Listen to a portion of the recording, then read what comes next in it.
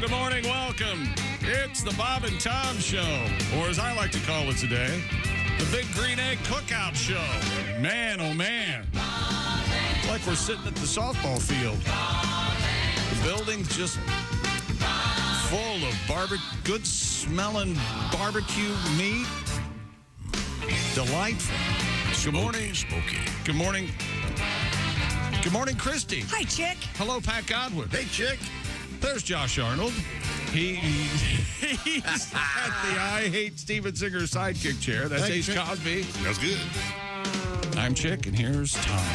Thank you very much. You're welcome. Making some adjustments. I've got my new computer Got your array new here. monitors. I like it. I can see you. Oh, how do you like it? It's great. It just got. So you couldn't just get, though, a smaller screen, could you? You had to get two smaller screens. Oh, and has the side one always been there? That's backup in case this doesn't work.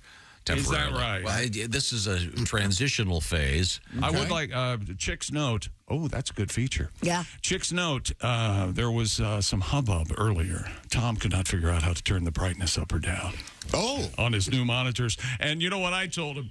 I said that brightness button doesn't adjust your intelligence. Oh, you got him. Oh, man. Snap. Tom, are you okay? Are you all right after that? Wow, that is witty. So what did you add on the other monitor? No, it's hard to explain it. Well, so you're having to toggle, aren't you? I don't Do you know go what that back means. and forth? Go from one monitor to the other. Is it? You can go right across. It's just one squished monitor. Okay, cool. It's especially hard to explain when you don't understand what toggle is. I don't know what that means. Yeah, there you go. Like a toggle switch? I know. So are the two monitors working in tandem? Yeah, it's just one monitor, but instead of being higher, it's just squished. It's fine. And then there's some other, but we didn't put this one away yet because we want to make sure these all work. I see. Okay. So far, so good. We're all good. Right. It has nothing to do with the audio you're hearing, and I apologize, but we're good. We got the smell of smoke in the building. Which is well, I should make that clear. Barbecue smoke. It's not like the. Not like we're on fire or something. Yeah, that would be Yeah. bad. Or all of doobies we smoke. Right. Right. You tell me something. You guys are high every morning, aren't you? You all drunk. Sounds like what subsides. Oh, you we brought got some Rice-A-Roni for us. Rice-A-Roni, the San What's the Francisco expiration treat. date on that? What are you? It doesn't matter. What are you charging Tom for that? Let me see that. No. What? There has to be an expiration date. No, we were. It is the San Francisco treat. Yeah. Well, you hear the trolley. You hear the trolley. We were talking about this because we had an interesting story about San Francisco, and I couldn't believe that Ace and I are the only ones that have ever had Rice-A-Roni. Rice-A-Roni is essentially rice pilaf in a sort of an instant. Yeah, we never had rice pilaf as a kid. Magic Bus! Sounds good. Magic Bus! A rare misstep for the Who. Oh, I like that song. No! It's a fun song. Despised that song. You people know how long Rice-A-Roni normally lasts. What is it, like 10 years or 20? I have no It idea. must. The date on this is April 15th, 2024. Oh, wow. So, how long have you had this, Captain? A couple months. You Yeah, bought this that's a couple better months than I ago. thought. I thought we were going to say 2014. Dollar store? If you went upstairs, Yeah. Whoa. Is that your survival floor upstairs? it's my backup pantry. A backup. The backup pantry. Have you seen You all know, if this? a mouse got into his house, they would have the time of their life. Why did you put that thought in my head? I'm going to go get a mama mouse and a daddy mouse. Have you been to see his survival? Yeah, I've been over there. No, I haven't seen the survival. I haven't been upstairs. God, no. Only certain women get upstairs. Your dining room was the survival room when I was there. What? He has like boxes and boxes. Yeah, of a lot of food stacked up. non-perishable. Yeah. So Ace, we should point Why out, are you the way you is are, Ace? thrifty. And Thrifty, yes. he's a coupon guy. He had to survive on very little for a very long time. That's right. Oh, In a large skillet, combine rice, pasta mix, and butter or margarine. Saute over a medium heat until pasta is golden brown. Number 2, slowly stir in water and special seasoning to a boil. Okay. Number 3, cover and reduce heat to low and go outside and cut your wrist in the backyard. Oh, I bet it's wonderful. What flavor is that? It's rice This pilaf. is rice pilaf. Oh, I thought they were all. That's what I thought. This is like the dummy box. Hey, dummy, Rice-A-Roni. You got Spanish, you got Okay. Asian, you got wild rice. All right. Oh, that wild rice is wild. Wild, man. It's something. And this is all in honor of the fact that we're doing steaks today. Is that correct? Yes. And we've got shrimp cocktail out on the counter already. Already? It's crazy in there. Okay, good. Well, we're going to be checking out the Big Green Egg. And I should point out that we are going to be giving away the Big Green Egg Mini-Max throughout the football season. Is this Yeah, correct? that's correct. Okay. Starting with the first official NFL game. How far away are we from that? A couple of weeks? September 7, 7, 8, 9, 10.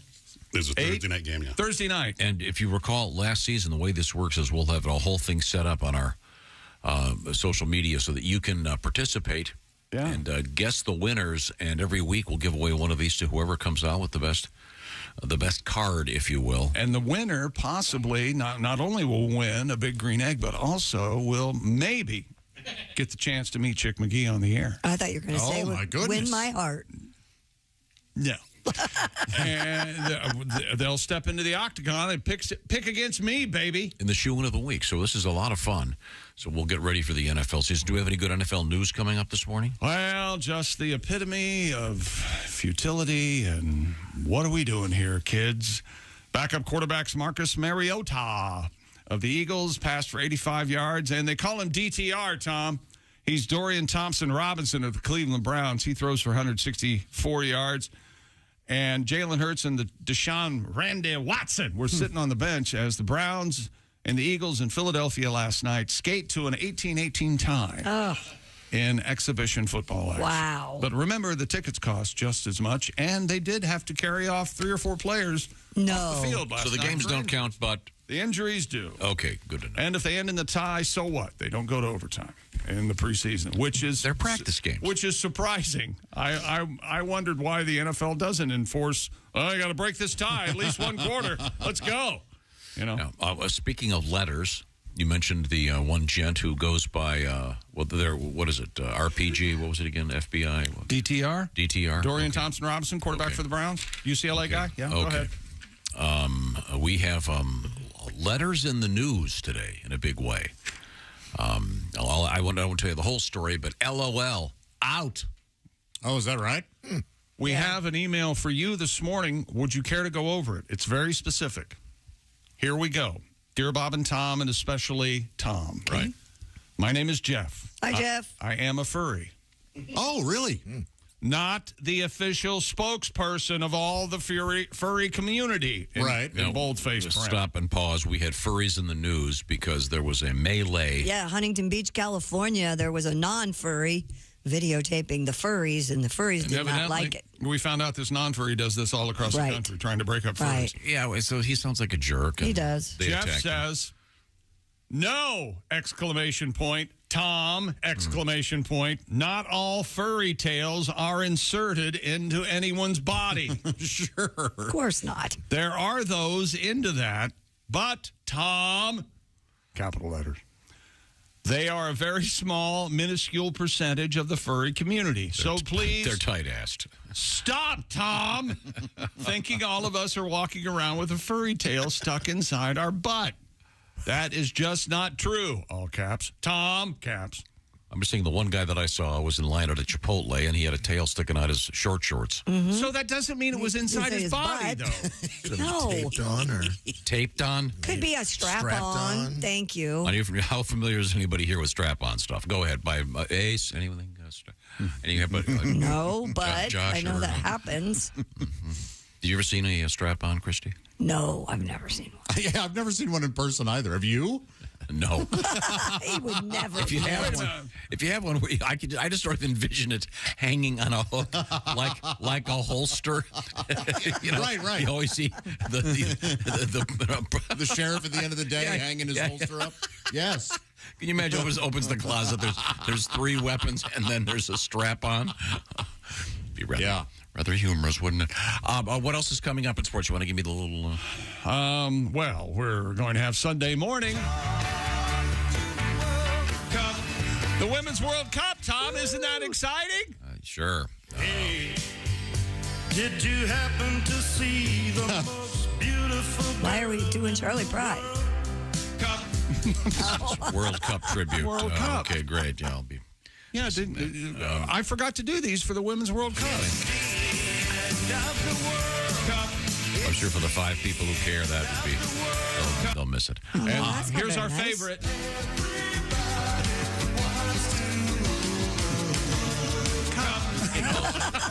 That's good. That's good. That is such a great song. Yeah, it sure is a great is. song. God, well, that just, Yeah, it sure is. That's Sunday morning. Fears for fears. England and Spain from Sydney. Give me that cup. What time? 5, 3. Oh, 4, I'm gonna miss that. 6 in the morning. Okay, well, thank you Would very have much. already happened. Coming up, we have some exciting stuff in the news, as I said, including goodbye LOL, but also hello PEZ, among other things. We have boobs too big to rock, and What? we have a mullet champion, and a guy whose parents should probably be put in jail for the name they gave him. All this stuff is coming up. Right now, it's quiz time. I'll start with you, Josh. Yes, sir. Josh, you have a sleep number bed. What is your sleep number setting? 65. That means what? It means it's perfect for my body to relieve its pressure points while I sleep. So it's not too firm, not too soft. But Christy Lee, yours, 35. I like a softer mattress. there you go. Yeah. But if at the touch of a button, you could change your side of the bed to whatever you wanted. For example, Mr. McGee, your sleep number setting is what? 100, Tom. It's a firm mattress. That's right. Sleep Number has perfected adjustable firmness. You got that little button. You can press that and make it as firm or as unfirm, if you will, as you like. Also, Sleep Number has done a lot of studying about sleep. Hence, these smart beds that can help you find what that perfect setting is for you. Don't just go to a store, a mattress store, and lie around there staring at the ceiling going, well, I'm fully clothed. It's daylight. I guess this is okay. I'll be stuck with this for the rest of my life. No, get something that's adjustable. It's like having 40 beds in one. Unlock your unique potential for great sleep with a smart bed. And to prove that you're smart, the smartest folks right now this week are checking out the 50% savings in the Sleep Number limited edition smart bed. That's a smart move. Special financing is available for those that are smart out there for a limited time. Get the details at the Sleep Number store. You'll find it at sleepnumber.com/BT show. Tell them the Bob and Tom show sent you. I do love my Sleep Number bed. Now, we've got a lot of stuff happening. I want to say hello to Willie G. After a big night in Fort Wayne. He's on the road, and we'll talk about where he's going to be coming up. Patty G. When is your TV special coming out, Pat? I don't know. I haven't got a date yet. Okay, no, Josh, we do have a date on the Josh Arnold Oh yeah, we do. record finally. Yes. Sorry. Yes, November 3rd. All right. Okay, This year, though, right? Yeah, yes, sir. Okay. It's been gestating longer than an elephant, you see. Yikes. That's how it works. And you know, gestating did not make it funnier. I had my fingers crossed. We'll look forward to it. This is the Bob and Tom Show. Bob and Tom, 20.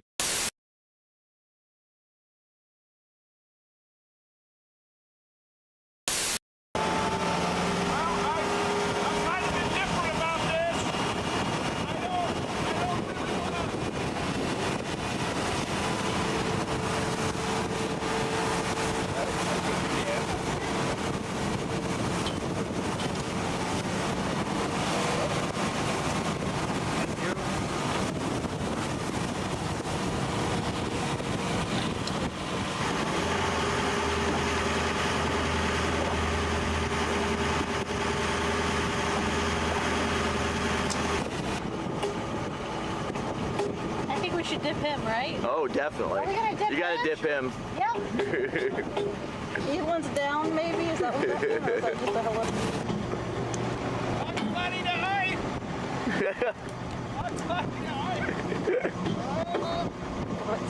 Bugs Bunny to oi.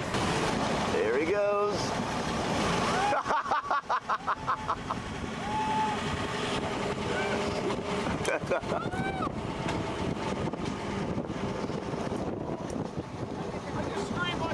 Yeah, you scream like a little girl.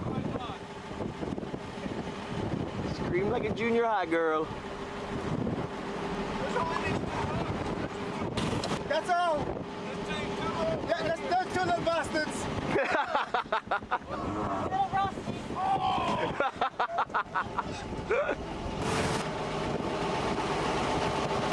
And before we let you in, I got got a couple of questions I need answered. That was unbelievable. Thank you, my friend. That was incredible.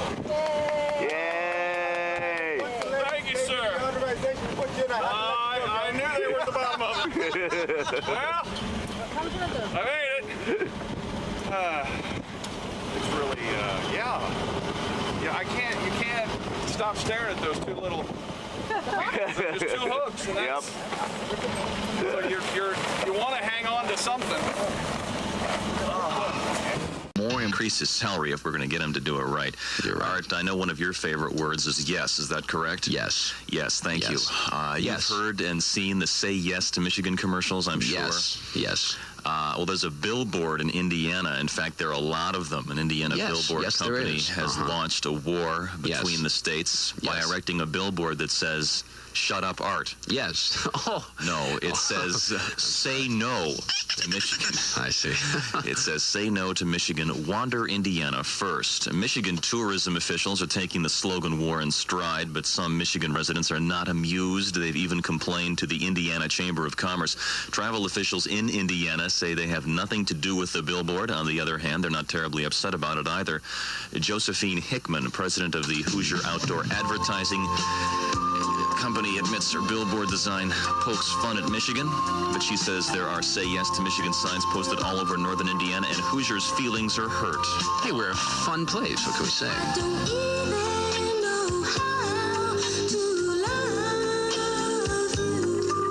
Elsewhere in the news, Governor Milliken has signed a major supplemental spending bill containing more than $260 million. For JML News, I'm Art Bishort. No, you're Tom Griswold. Thank you. I'm glad I'm not. Smarties News is brought to you by Auto Glass Specialist in Gaylord, Cadillac, and Iron Mountain. For fast, professional Batoski, it's partly sunny, and 64. JML News time is 7:57. Tuesday morning, everybody. Well, Tom, one thing I want to say is, first of all, your dick is bigger than this microphone. Well, is it my turn to talk? Because yours is smaller than this cigarette. So we'll just go from there. Thank you. Got to get some news, Art, so I have to cut short. I got to go in the air in 5 minutes here. Oh, Jackie O. Miss Universe swimsuit competition. Oh, I love her. Swimsuit? Suit. Right. Okay. We had fun on the air here today. Tom is from beautiful Cleveburg. No, Shaker Heights, Ohio. Tom Griswold recently worked in Florida radio, also worked in Petoskey radio, right across the way at McDonald Broadcasting. Had a great time and really learned my stuff there. Thanks for the staff, Trish, by the way. Hi to the folks in Daytona Beach. Get a sunburn from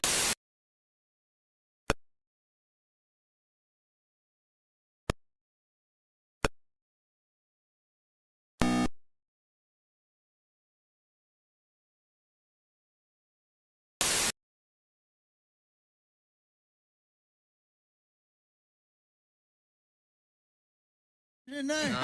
And they taunt you, too. They got the little short skirt on, arm up, kind of waving you over. You know what I mean? Shoot. I tell you what, if you ask me, the little whore was asking for it. It's an old Eskimo trick of how to catch a polar bear. Now, what you do is you go cut a hole in the ice, right? And then you take little peas and you place them strategically 4 inches apart all the way around the hole. Right. And a polar bear will crawl up and he'll look at it, and very much curiosity is what is going on there. Now, when he bends over to take a pee, you kick him in the ice hole. Are the stars out tonight? I don't care if it's cloudy or bright, 'cause I'm blind. Jeez. Hey, this is Frank. Welcome back to the Bob and Tom Show. Christy Lee at the news desk. Yep. There's Pat Godwin in the performance room. Hello, Chick. Josh Arnold, the I Hate Steven Singer sidekick chair. Chick. There's Ace Cosby. Hey. I'm Chick McGee, and here's our leader, Tom Griswold. Thank you very much. Yesterday, the topic came up about the Tooth Fairy. Yep. And the Tooth Fairy doing quite well, as are the recipients of Tooth Fairy funding. Must start pulling out my teeth. And it would seem that I was quite surprised. The average from the Tooth Fairy, there's sort of regional differences, but more or less about $7 plus is the average under the pillow thing. It has some very interesting email about that. My favorite was the guy that said that he told his kids that the Tooth Fairy pays more at their grandma's house. Mm-hmm. So that's a good move. One suggestion was $2 bills. Yeah, that's what we did at our house. Because they're kind of exotic. Yeah, Tooth Fairy did. Yeah, sort of cool. Made a deal with her.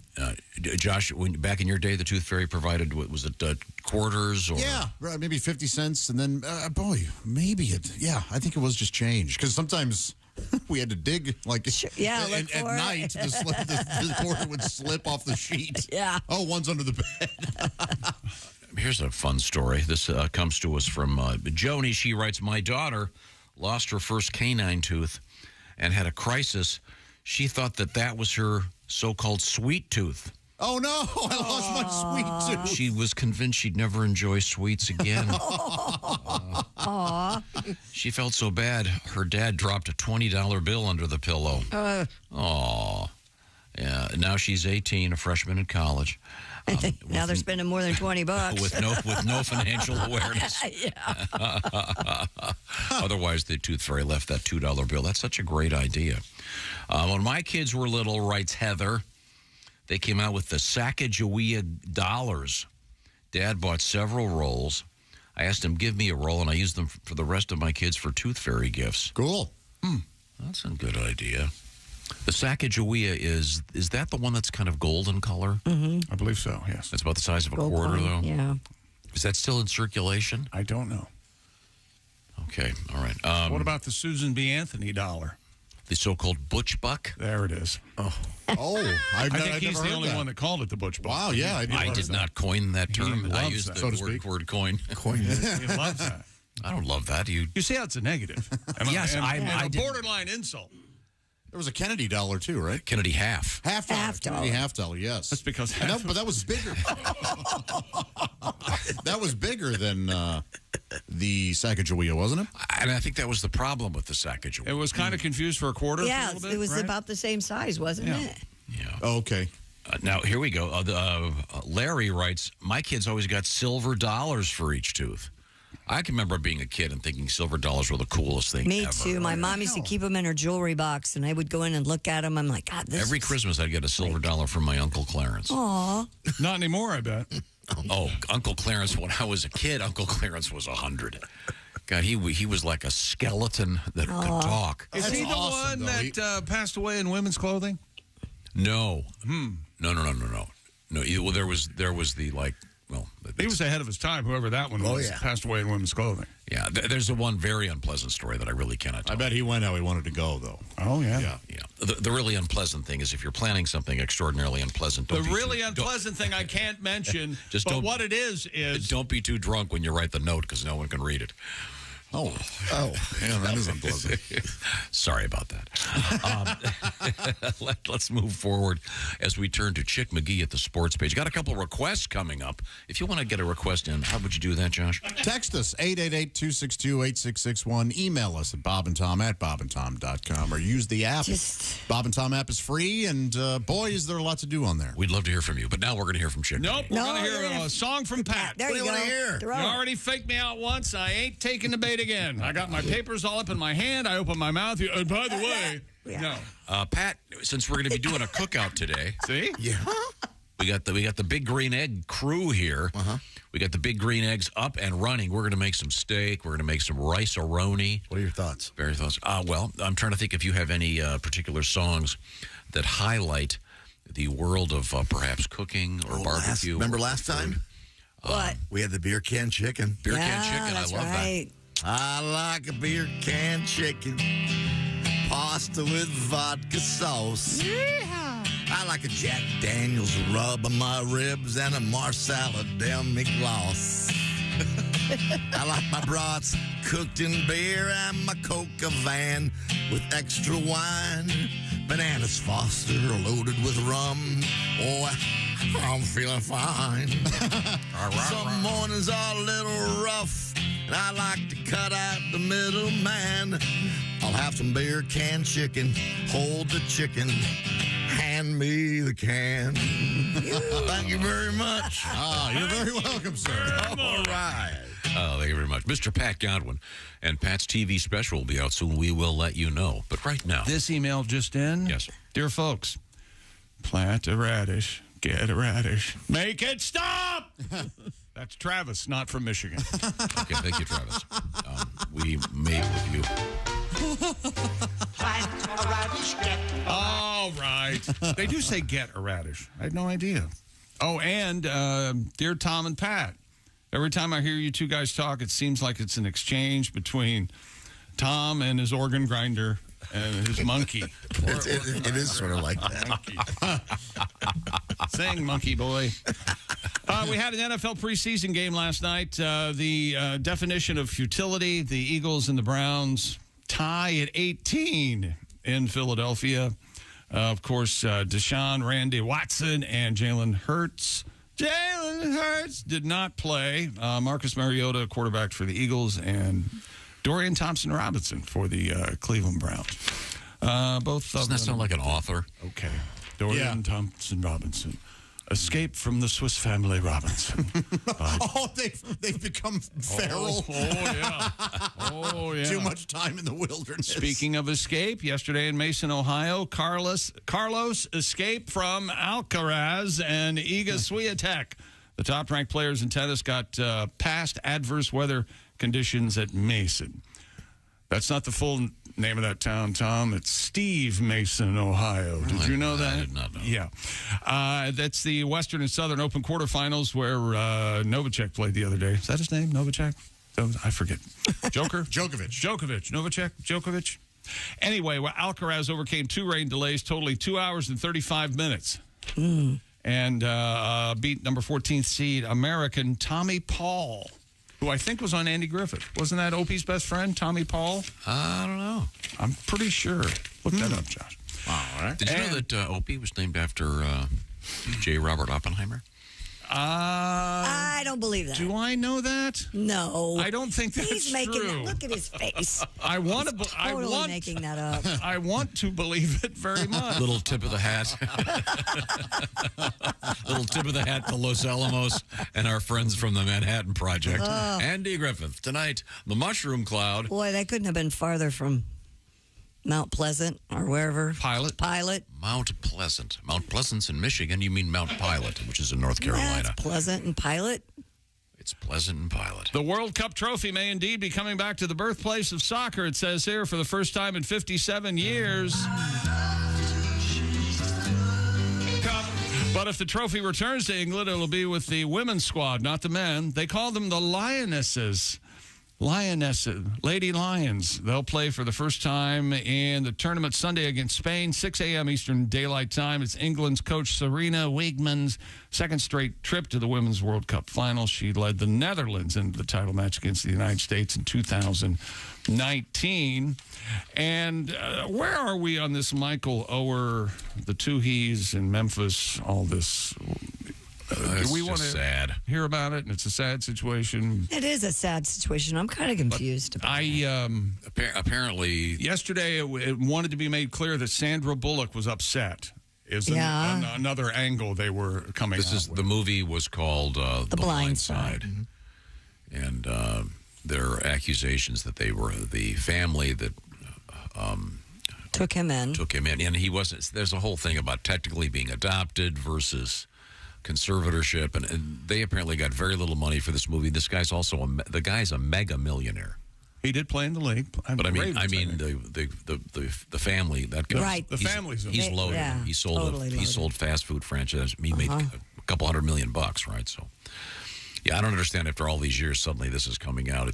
Something's amiss. Well, the latest somebody pissed off somebody somewhere. A court agreement signed by Michael Oher when he was 18 allowed a Memphis couple to make medical and financial decisions for him is under scrutiny. The former NFL player asking a court to end the agreement, called a conservatorship, reached in 2004.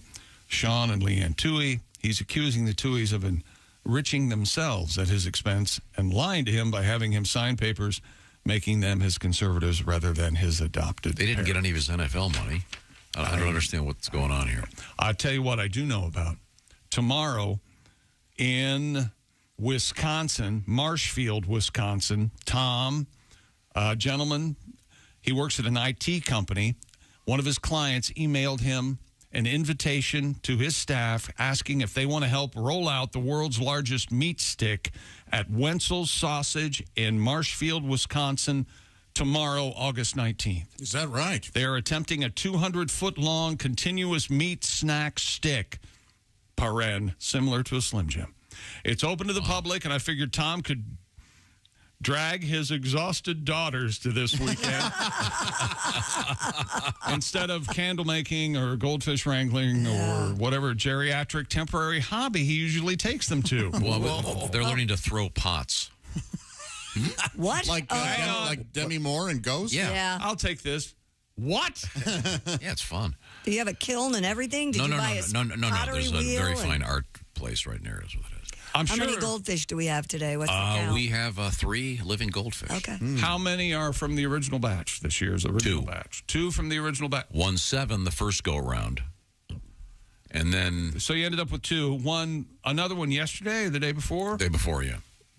You just won 1? You went to pick up 1 goldfish? Mm-hmm. Well, that hardly seems worth the trip. Those ping pong balls can be tricky. How much did you spend on that goldfish? Can't you slip Christy, it's about the journey. You could set this game up at home and save yourself a lot of money. No, it's about being at the fair and having fun and having ice cream, riding rides. Can't you slip the guy some The cash? people watching is unbelievable. Your game, which is called Get a Load of This Guy. Yeah, yeah. Probably in full bloom at a Judging. fair. Yeah, judging and degrading and insulting. Yeah, so, sir, you might not want to ride that tractor thing. Maybe walking a few feet would help work off the... There you go. He calls that people watching. The tractor literally allowing this gentleman to attend the fair. Oh, right. And Tom is... might want to Could have a bum knee. Could be a veteran. Could have been a very fit person with a bum knee. World's greatest generation. Maybe put the corn dog down. But had a wonderful time. I've been to the fair 4 times. What do you have at the fair when you go wild? A snack. You just have. I know it's just a bite, probably. But Ice cream. I love the ice cream. The ice cream. Eat the whole bowl. You don't eat corn dog. You don't have a pork chop. You don't have the sirloin tips. You don't deep have fried Oreo. Oh, they have a whole macaroni and cheese stand with all kinds of macaroni and cheese. Pork chop on a stick. Any of that? Pizza on a stick. No? Pickle pizza. Fried pickles. Ice cream. Boring. See, what you do is you take your date to the fair and you go, you want to get the pickle pizza? And she goes, pickle pizza. You go, yeah, I'm going to have the pizza. You get the pickle. Okay. Why don't you go try the deep fried birth control totes? You want to try the tilt-a-whirl? Oh, jeez. You're obviously, ma'am, you're looking for the Norplant booth. It's over there. Yeah.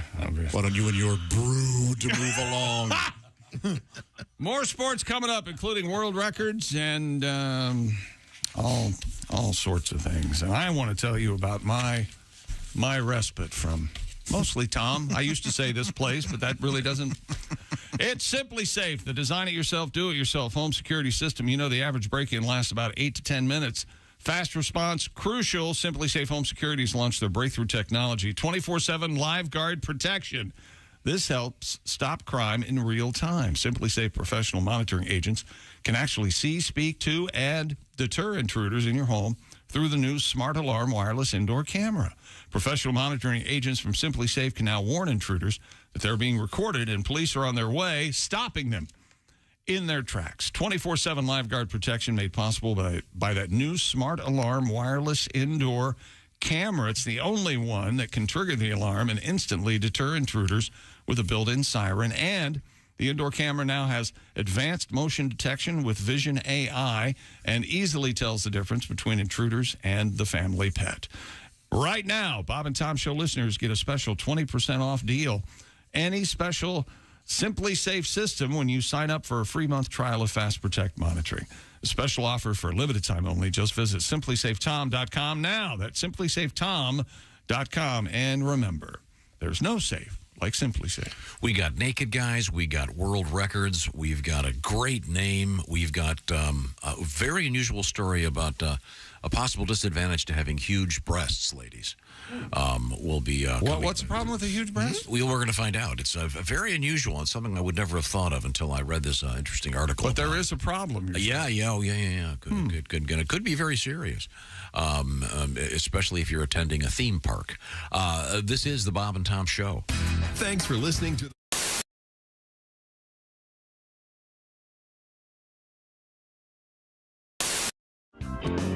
I'm gonna play a new song for y'all. See if you like it. See if you like it. All right.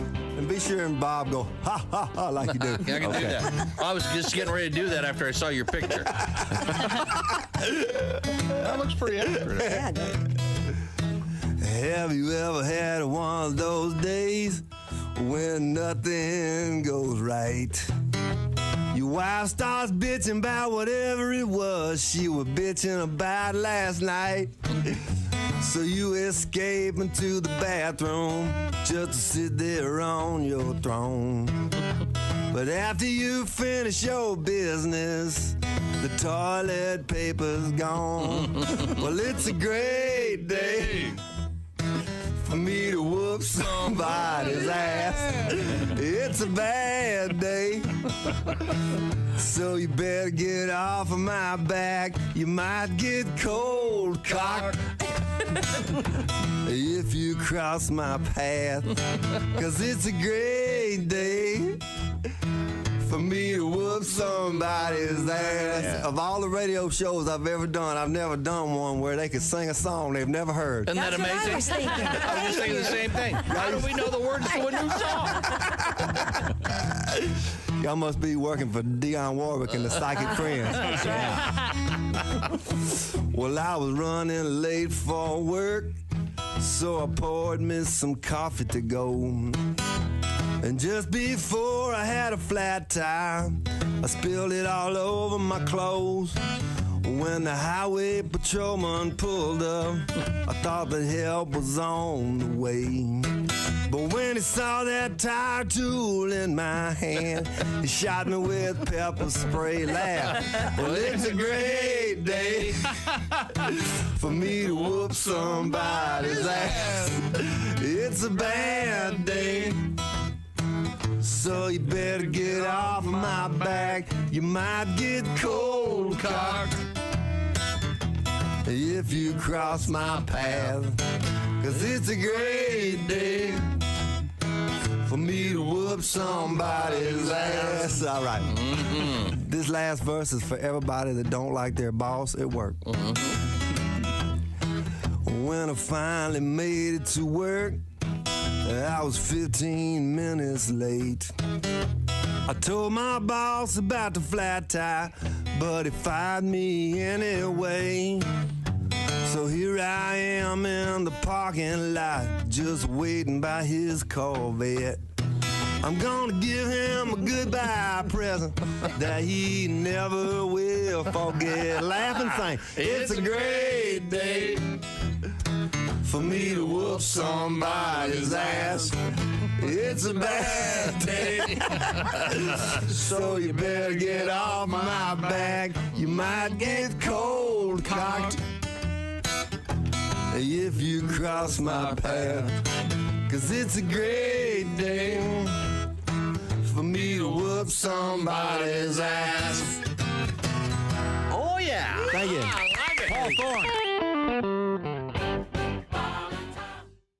Hey, you dog owners, listen up. This is something for your big sweetie. Chew Works. Has your dog ever scarfed down one of those chew sticks without really chewing? ChewWorks has a hold to chew, which will prevent choking and GI blockage. When dogs can't properly hold the chew stick between their paws anymore, they tend to just swallow it. Available in 3 sizes, mini, junior, and large. Extra large coming soon. Their whole purpose is to provide a safer and healthier way for your dogs to chew. ChewWorks.com.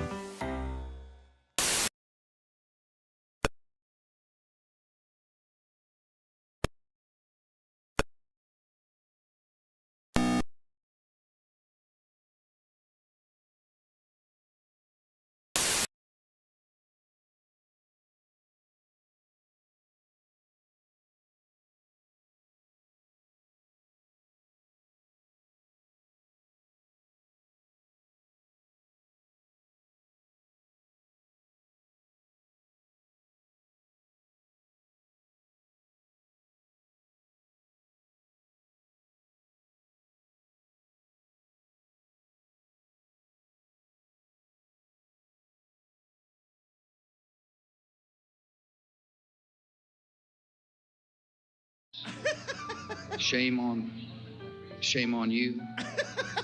You fool me, we can't get fooled again. Oblivious. Oblivious perfume is available at fine retail outlets everywhere. In fact, it's probably right in front of you and you didn't even notice. Oblivious. You know, it'll take time to restore chaos, but we will. Oblivious. Hi, this is Dr. Will Miller, and you are listening to Bob and Tom Radio. What's harder to raise, boys or girls? I would guess girls. Girls. Boys are easy. Just give them a book of matches, they're happy. Yeah, book of matches and some ants. Oh, yeah. Until they turn 13, then you give them a Playboy magazine. You won't hear another word out of them until they're 25. Am I right, chick? You're right. Oh, yeah. When you're right, you're right. Testify. I ain't seen my oldest boy in 4 years. My oldest boy, he's 17. He's been driving for a year. He's had 27 accidents. My God. In fact, I call him the David Copperfield of drivers. Oh, yes, because it's magic. Because to hear him tell it, stuff just appears out of nowhere and he hits it. And he's stupid. He always comes with the same excuse. I mean, he's not even a good liar. He's like, I had to swerve to miss a deer. 27 deer. Well, maybe she get me some deer whistles for my car. I said, son, you need mailbox whistles because that's the only thing you've been killing. Mailman can't even deliver in the neighborhood no more. He just hands me the mail and he goes, you figure the stuff out. I'm done. Oh, yeah. And the sign said anybody caught trespassing will be shot on sight. So I jumped over the fence and yelled at the house, hey, what gives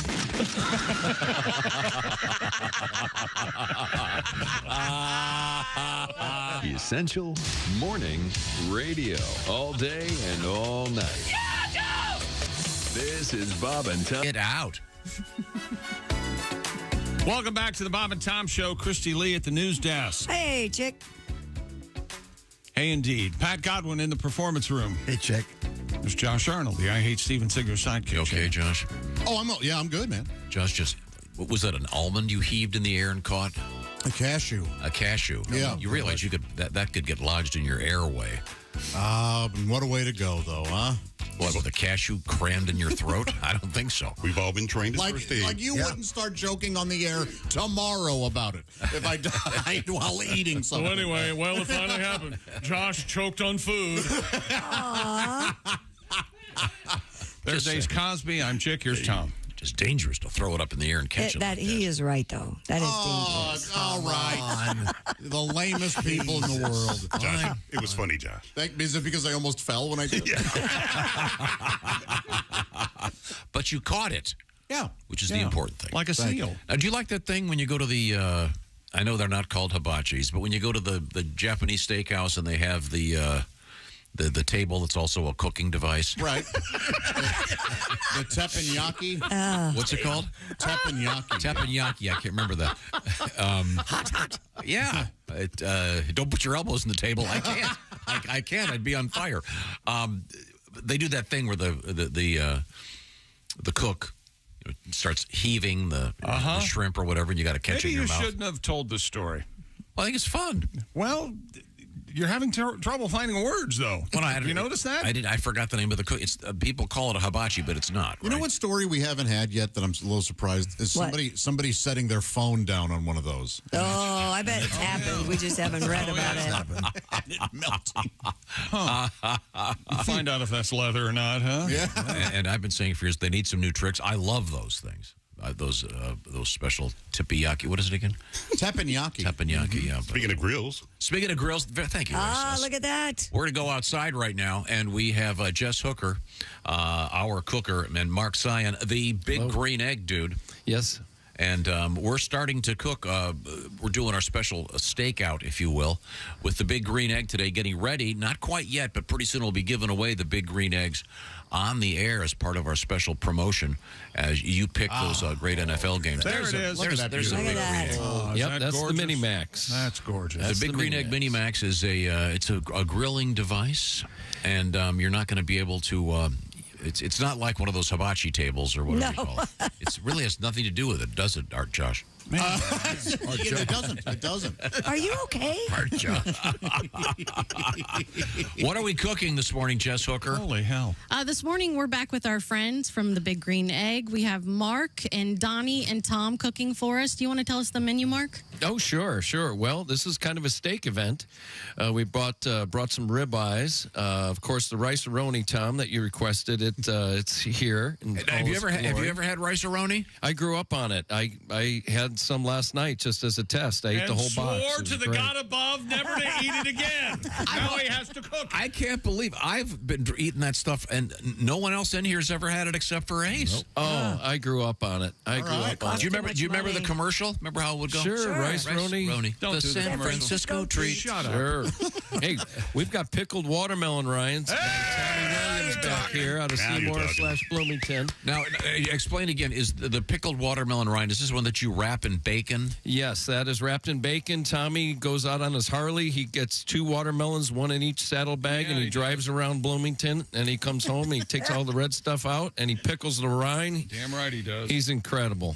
He sure is. That doesn't sound like something you'd see like a Marlon Brando in his motorcycle classic. Oh, yeah. Yep. Remember the famous scene? What do you got in there? Watermelon. Oh, you are a wild one, aren't you? We've got some chicken wings too. Oh yeah. So we're cooking a lot out here on the very versatile Big Green Egg. We're cooking direct and indirect. We got the mini Mex going. Jess, you look fantastic on this television here. Oh, thank you. Well, I love the fact that you won the Masters. Yeah. That beautiful green jacket. Oh, she's wearing. Oh yeah. Green egg. Green egg. I was trying to coordinate Tom. Yes. It's wonderful. Green Yeah, you look egg. great. Yeah. Thomas told 10 different people, "Did you hear Jess won the Masters?" And just laughs and walks away. Yeah. He's killing it. Maybe we can make some custom aprons for Mark in that beautiful green color. How about that? That sounds like He is wearing a custom. Yeah. That's right. What you got on there? Green. It says Big Green Egg. Exactly. But it's not green. And I'd like Yes, it is. Yes, it It's is. gray. It's not It's gray. I look terrible.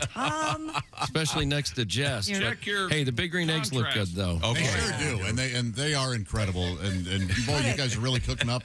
Well, look at how serious they are in the back there. What's? Oh yeah. This is like our Super Bowl. I mean, if we don't, perform here, it could be curtains. I could be fired. And the boss is here, too. Right? I'm standing up straight and everything. I took a shower.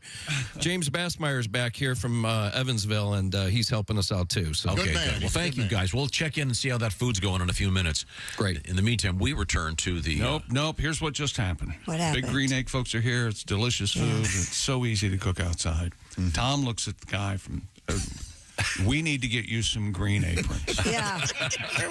He's wearing a green apron. A khaki green. Right, but it is green. With the logo on it. Stitched Big Green Egg on it. Gorgeous. And then, shut up.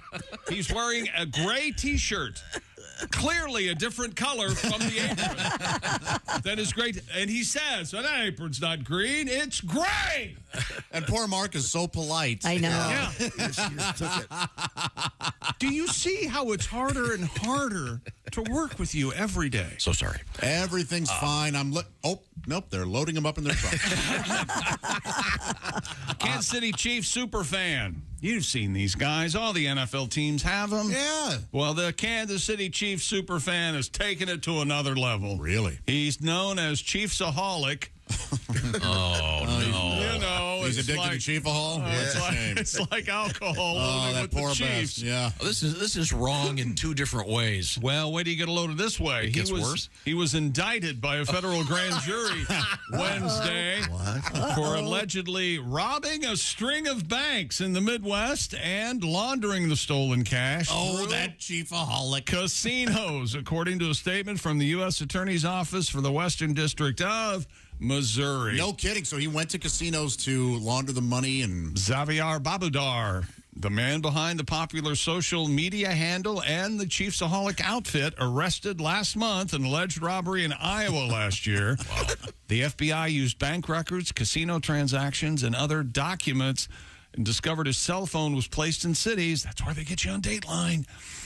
Previously unsolved robberies took place, according to the statement. He's 28 years old, 19-count indictment charged earlier in the week, 11 counts of money laundering, allegedly responsible for 6 robberies, 2 attempted robberies, a 9-month stretch between March and December of 22. Does he wear the suit when he does the robberies? I don't think he What's the suit look like? Is it I think that would make you stand out. I don't think you want to do a that. mockery of... Bob Udar gained fame by attending most Chiefs games. I've seen this guy watching the game on the TV. He's dressed in a gray masked wolf suit. Authorities alleged he was able to finance his travel and attendance to Chiefs games through robbing banks. Initially arrested in December of 2022 in Bixby, Oklahoma. And here I have a picture of him.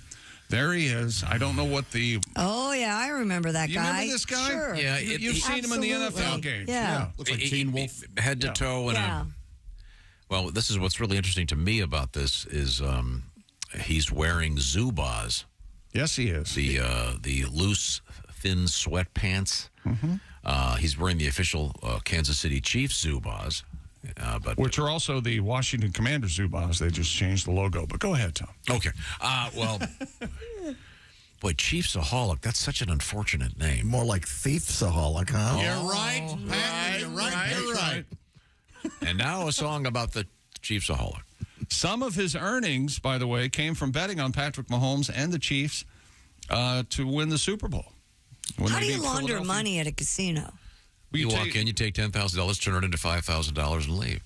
This, You go in, you take your money. No, you take your money in. Yeah. You buy chips. Yeah. You take the chips back. You go and an hour later you come back, cash your chips in, fresh money. There you go. Ah, okay. This, I'm assuming he had some sort of season tickets, and this seems to be a picture from a person who sat next to him. Also, and she's holding a sign that says, "I was not the getaway driver at a Chiefs game." Wow, man! This is his legal team's official response. This is a press release. The government's announcement today of its 19-count indictment provides an unfair and unjust portrayal of Xavier. The truth is, since 2018, Xavier, a.k.a. Chiefsaholic, has entertained, inspired, unified, and motivated Kansas Cityans and the Chiefs Kingdom and hundreds of millions of football fans around the world. It's now the fourth quarter of the most important game of Xavier's life.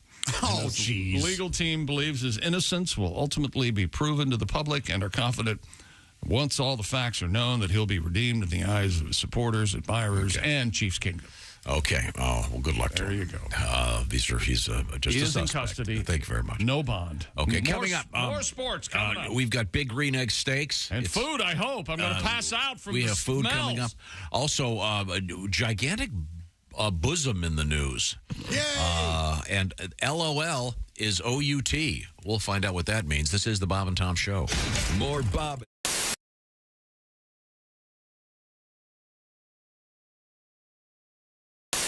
With us in the studio now, 2 comedians. We are joined by Jimmy Pardo. Also, another guy. It's comedian Chad Daniels. Chad, I understand that you have an injury, that nothing humorous about it, but you look like you're in a little bit of pain. Broke my tailbone. Yeah. Did you break it recently or a week and a half ago? Okay. Tailgating, following too closely? You can't put a cast on that, can you? No, you can't. No. I was drywalling. I kept bending over to measure and cut and everything, and I guess my leg muscles were too tight or something like that, and it kept rocking it back and forth till finally it snapped. What? You didn't even hit it on me. I didn't hit it on anything. From bending over, and that's the kind of shape I'm in. There's a Wow. Never heard of such a thing. Yeah, the doctor said it happens a lot to pregnant women, which was really awesome to hear from your doctor. Are your breasts tender? No, they're not. You're the first man for that to happen to. Was it? Wow. It sounds like it was incredibly painful. It sounds like it is Yeah, painful. my wife actually couldn't sit down for a while. Sympathy pains. What? What? Nailed it! Ding, ding, ding, ding, ding. I thought we said there was nothing funny about this. Ding, ding, ding, ding. Wait a minute, hold it. Hey! Yeah! Hello, Friday morning. Hello. Yeah. It's time for the air base. Ooh, here we go. Come on now. Everybody got her? This is the guy that perfected it, Jimmy Pardo, ladies and gentlemen. There it is. Hey! Hey! What?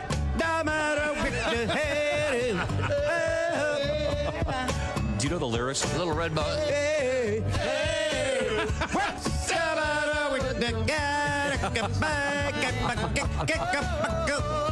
Say it again. Hey, hey.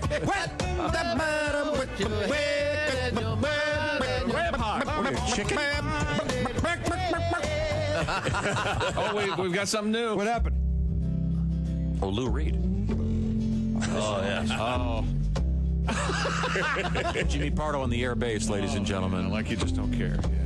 Yeah. Oh, you know, I go this way. Oh, now suddenly it's in a stand-up acoustic. Oh, that's new. Yeah, right. I like that. Very nice. Hold your left hand higher. Remember, it's you. It's not a stand-up cello. Turn it off. Turn it off. It's not a stand-up cello. Got it. That's it. That's it. You ruined it. You ruined everybody's fun. Sorry. You ruined everybody's fun.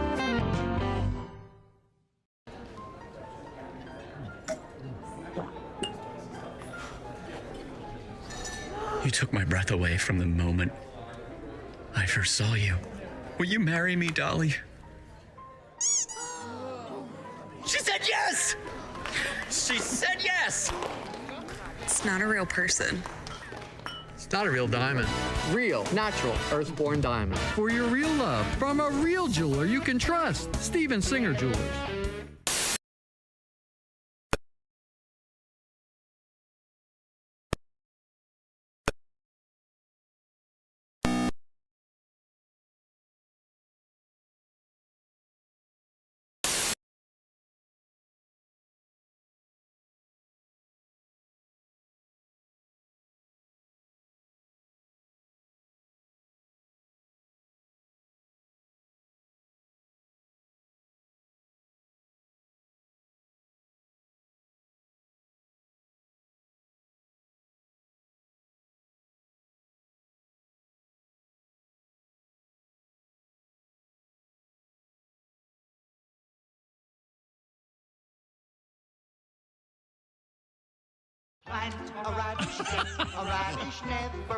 Ricardo Montalban. That's why I love vegetables. And Bert Lahr. That's a radish. Watch me pull a radish out of my ear. Put him up. Bob and Tom in the morning and highlights all day long. The Bob and Tom Show, weekday mornings at 6 a.m. Eastern on Bob and Tom 24/7. You're listening to Bob and Tom Radio. 24/7. 24/7. 24/7. Time now for Bob and Tom Super Bowl Trivia. The game of football we are familiar with today has changed somewhat from the original version invented in the mid-19th century. With roots in rugby and soccer, the game used an odd egg-shaped ball made from a pig's bladder. Several Ivy League colleges had teams that competed, and eventually professional clubs were formed. In one of the most violent and famous games in history, the Redskins soundly defeated the Cowboys on the field at Little Bighorn Stadium in Montana. The quarterback, George Costa, was not available for comment after the game. This has been Bob and Tom Super Bowl Trivia.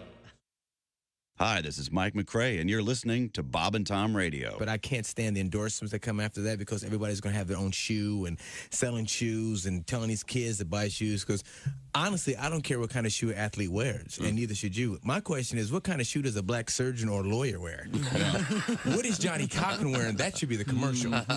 When you can get a brother off a double homicide the whole world knows he's guilty of, that's a bad shoe.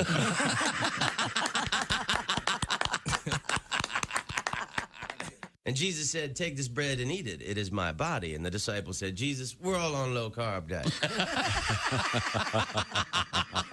We appreciate you dying for our sins, but we're all trying to slim down a little. We want to look good in the painting. We're talking with comedian Rick Schrader. I'm a stepfather, too, which I've been for a few years now. And if you're not a step-parent, you don't realize the warmth and rewards that you get for the warm, loving feeling. And it's, I hate you. Okay, here's some more money. You're not like my real dad. That's right. You can find me.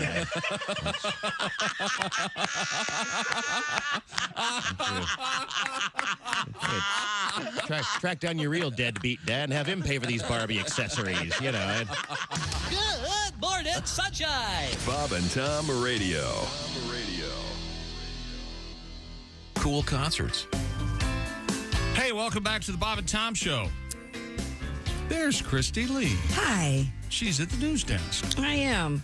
Happy to be here today. You're the one. Yeah. There's Pat Godwin. He's in the performance room. Hey, chick. Josh Arnold, the I Hate Steven Singer sidekick chair. Hello. There's Ace Cosby. Hey. I'm Chick McGee, and here's Tom Griswold. A little treat, a little special surprise treat for everybody. Talk to me. Well, in a few minutes, we're going to be eating because we've got the crew. The Big Green Egg crew is here, and I want to remind you that once the NFL season starts, we will be passing out.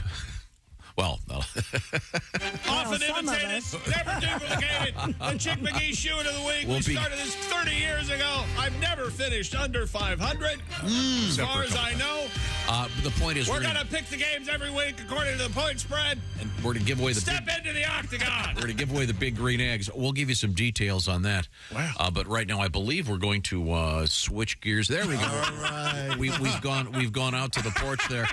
And God. We have Mark, Tom, and Donnie, our crew, doing the Big Green Egg cooking right now. But also, ladies and gentlemen, have to take this picture and put American Gothic over it with these two. Okay, we have Jess Hooker out there, and there's a guy wearing a tie. I've got the proper intro, and here it is. Now, here's Jeff Oskay with what you failed to mention news. Jeffrey? That's right. Hey, I'm Jeff Oskay. We give you a lot of the news each week. We don't give you all the news, so I'm here to give you the news that we failed to mention. I have a special guest with me who, Jess Hooker, is, I'm going to make her read a couple of these. Let's see how they go. Jess, here's your opener. I feel like a background singer. I'm a little bit behind you. I feel like I should be doing something like this. Jess, you'll be reading these cold. You've not seen these? Yeah, he chose this one specific for me. I'm just going to do the opener. Okay. A woman discovered a live frog in her bag of salad mix. What you failed to mention, hey, at least we know it's fresh. Hey! See, I let her bomb on that one, so I didn't have to. Nice. You're welcome. We learned gourmet water bars are now a thing. Gourmet water bars are now a thing. Advertising artisanal water, some costing upwards of $100. What you failed to mention, H2 No. H2 No. I feel like now you're forced to laugh. I am. You can leave. Yeah, I'm sorry. Eddie, you want to read a joke? No, he waves it off. Eddie. All right, here, I'll do one while he works his way over. I don't know if you guys heard last week, I had a corporate. I did a doctor's convention. What I failed to mention, I was introduced at 7, but I didn't come in the room for 52 minutes. Yeah! Just to let them know how I tried. That'll show them. Yeah. Hey, come on, Eddie. Come on, get over here, Eddie. Eddie is our engineer. I won't make you read that one. Here's a Peyton Manning one you can read. 6 years in a row. Here we go. Eddie, our sound engineer. Let's do it, Eddie. Get in the mic. All right. You got this, Eddie. Peyton Manning is going to be professor at his alma mater, the University of Tennessee. What you failed to mention, pay attention.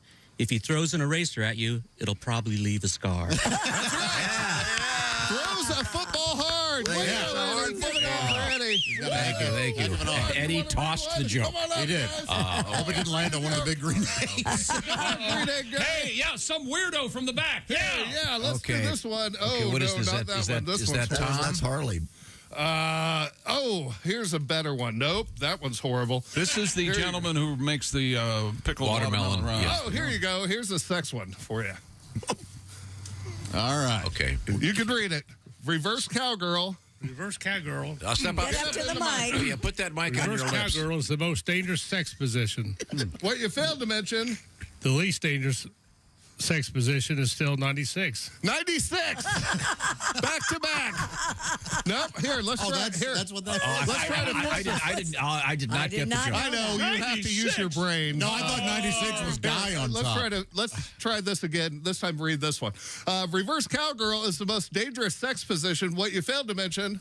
The least No. Oh, always thought the most dangerous sex position was missionary. With your buddy's wife. No. That's a dangerous sex position. Thanks for playing along. All right. Back on the grill, buddy. So did you forget to put the with your buddy's wife on the sheet? No, it's right here. Okay. Dramatic pause. It was all right. Yeah. Hey, an 80-year-old couple got married in the nursing home. What you failed to mention, there's something blue where the veins on the back of their hands. Hey. That happens with old people. They were so old they didn't consummate the marriage. They consummated the marriage. Consummate. That's right. Marriage. Broth for everyone. All right. I admire the stretch on that. Thanks. Oh, let's try this one. A woman ended up in the hospital with multiple stitches after being attacked by an otter while tubing down a river. Well, you failed to mention otter taking a kayak. Otter taking taking a kayak. I see. Yeah, that sucked. Oh, here, that one's going on the grill. Open it. Open it. Whoa. That baby's flammable. Okay. All right. A woman in Texas was mowing her lawn when she was attacked by a snake that fell from the sky, and then by a hawk that had been carrying the snake. What you failed to mention, the woman typically eats 5 to 7 peyote buttons before mowing the lawn. We had a news story talking about the best way to cool down a pig. What you failed to mention, Ace, you missed your chance. How do you cool down a pig? I don't know. You use a swine cooler. A swine cooler. That's going on the grill. Bartles and James joke. Whoa. Oh, he literally threw it on the grill. Will you knock it off, Oskay? And finally. You ruined my steak, pal. Finally, they're trying to teach a sumo wrestler to be a football offensive lineman. What you failed to mention, the main issue, he keeps throwing salt over his shoulder into the quarterback's eyes before each play. No? See, when they sumo, they throw salt? Good fortune. Yeah, I was not aware of that. I'm not a fan. Anyone who's watched 1 second of sumo would have gotten not. it. And finally, I like to go out on a big loser. Nudist in Catalina are complaining that clothed people are running them off of their beaches. What you failed to mention, first time I've ever heard Catalonia and thought, more dressing. What? Is that a salad joke? Yeah, you guys have never had Catalonia dressing? It's horrible. In the Catalina? Catalina Oh, dressing. yeah, Catalina, Catalonia. Thanks, Ace. Thanks for the save, buddy. I am doing well today. And finally. You've said you've teased us with finally a couple times. I know. I'm trying to go out on a win. You got this. Son of a... Here we go. Here we go. And finally, Kelly Hardy received a certification from the Guinness Book of World Records. She holds the world record for the largest collection of toothbrushes at 1,618. Well, you failed to mention, that's one tartar-free home. I bet you she doesn't even have tartar sauce in her fridge. This has been the news that we failed to mention. You see, Christy, tartar could have two meanings. Yeah. Win, lose. Jeff must have had a lot going on this week at home. I did, man. It's the first week back to school. The kids are killing me. I went to the state fair the other day. I got ran over by a guy on one of those mobility scooters, so I've had a limp the whole time. There we go. Which, by the way, if you walked, you wouldn't need that mobility scooter, you fat son of a bitch. And I'm done. And your cable, the next door neighbor drove off and got the cable. He got my cable line and just drove off with it on his bumper like the hillbilly that he is. So, having a great You've week. had a week, huh? All right. What a week. We love you, Jeff. Okay, Jeff Oskay, ladies and gentlemen. Okay. Now, Jeff actually is going to be working with Mr. Godwin, I understand. Mm-hmm. Is that correct? Cedar Rapids, yeah. Cedar Rapids, Iowa, with Patty G, the Olympic Theater, coming up Saturday, September 30th for some great live stuff. Pat's television special should be out soon. We also know that Josh Arnold's album is just around the corner. Yes, November 3rd. If you consider Thanksgiving right around the corner. Well, we've been waiting for a while. Yeah, November 3rd. Specifics coming soon. Exactly right. All right. Now, other things happening in Josh's life, things happening at his house. This is the time of year when it's nice enough outside to get some work done and nice enough inside all the time. But you're getting some work done from our friends at Angie. Tell me more. That's right. Angie's made it easier than ever to connect with skilled professionals to get all your home projects done well. And those are the words that matter to me, or at least skilled, done well, because those are things I'm not and can't do. But if you own a home, you know how much work it can take. My gosh, everyday maintenance and repairs always rearing their ugly heads. But oftentimes we have a dream project we want to make a reality. That's more positive. It can be hard just to know where to start no matter what you're talking about doing. But now all you need to do is Angie that. Find a skilled local pro who will deliver the quality and expertise you require. Angie has over 20 years of home service experience. They've combined it with new tools to simplify the whole process. Go ahead. Bring them your project online or use that Angie app. Answer a few questions and Angie can handle the rest from start to finish. Angie can also help you compare quotes from multiple pros and connect with them instantly. That means you can take care of just about any home project in only a few taps. Because when it comes to getting the most out of your home, you can do this when you Angie that. Download the free Angie mobile app today or visit their website, Angie.com. That's ANGI.com. Get that house happier and better than you ever thought it could be with Angie. Thank you very much, Angie. Thank you very much, Josh. Coming up, we have an interesting story about what happens if your breasts are too large, ladies. It may prevent you from having a certain type of fun. Yeah. We'll find out about that. What could that be all about? Coming up, this is the Bob and Tom Show. Hi, this is Nick Griffin, and you're listening to Bob and Tom Radio. Thanks for tuning in to the Bob and Tom Show this morning. You can see the Bob and Tom Show on our YouTube channel anytime, even right now. Just go to YouTube and search the Bob and Tom Show. We just ask if you're driving down the road in your big rig or taking the kids to school that you be safe and don't be watching the YouTube while you're driving. But if you're at home or the office, we invite you to step into our YouTube world and watch the Bob and Tom Show live as it happens. A lot of folks enjoy seeing the interactions among the cast members as the camera switches back and forth. There's Ace Cosby telling his joke of the day, and there's Chick McGee's reaction. Yes, that's why it's fun to watch the YouTube channel, and you can do it anytime. By the way, that is free, just like me. You're listening to Bob and Tom Radio. I'm Chick McGee with your Bob and Tom Sports Update. Backup quarterbacks Marcus Mariota of the Eagles passed for 85 yards, and Dorian Thompson-Robinson of Cleveland threw for 164. Starters Jalen Hurts and Deshaun Watson watched from the sidelines. Eagles and the Browns played to an 18-18 tie last night in NFL preseason action. Major League Baseball yesterday, interleague action. Washington beat Boston 10-7. American League, Detroit at Cleveland rained out, and Seattle beat Kansas City 6-4. In the National League, Mets over St. Louis 4-2, Arizona 3, San Diego 1, and the Dodgers blank Milwaukee 1-0. A lone game in the WNBA, Vegas over New York 88-75, and the Women's World Cup Sunday morning from Australia. It's England and Spain. I'm Chick McGee, and that's your Bob and Tom Sports Update. Ladies and gentlemen, Bob and Tom. Nudists in Catalonia are campaigning against clothed tourists. The Nudist Federation of Catalonia recently sent a letter to the Catalan government to address what is described as the discrimination that nudists face on the beaches of Catalonia. Oh, I like to go to a nude beach and ask the guys to do that helicopter penis thing. Yeah, I bet you do. I bet you do. And while they're doing it, walk like Charlie Chaplin. I know it. I have no doubt that's what you do on vacation. Bob and Tom in the morning and highlights all day long. The Bob and Tom Show, weekday mornings at 6 a.m. Eastern on Bob and Tom 24/7.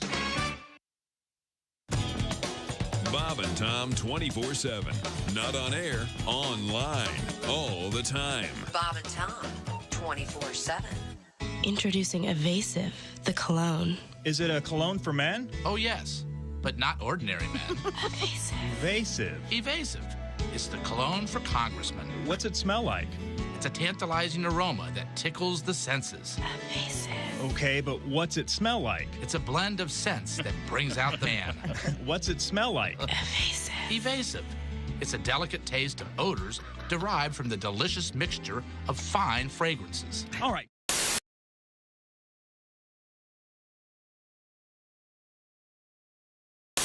I'm just getting ready. There's 1, 2, 3, 4, 5, 6, 7, 8, 9, 10, 11, 12, 13, 14, 17, 18 wheels on a big rig. Everybody, here we go. Oh, there's 1, 2, 3, 4, 5, 6, 7, 8, 9, 10, 11, 12, 13, 14, 17, 18 wheels on a big rig. And they're rolling. Okay, let's back them up. Here we go. Oh, there's 18, 17, 16, 15, 14, 13, 12, 11, 10, 9, 8, 7, 4, 6, 5, 4, 3, 2, 1. Wheels on a big rig. Okay, the even numbers. It's an easy. Oh, there's 2, 4, 6, 8, 10, 12, 14, 16, 18 wheels on a big rig. And they're rolling. Okay, by 1.5. Here we go. Oh, there's 1.5, 3, 4.5, 6, 7.5, 9, 10.5, 18 wheels. We on a big rig. And they're rolling. Okay, the odd numbers. Here we go. Oh, there's 1, 3, 5, 7, 11, 9, on a big rig. And they're rolling. Okay, Roman numeral. I'm ready for this one. All right, go. Oh, there's I, V, X, I.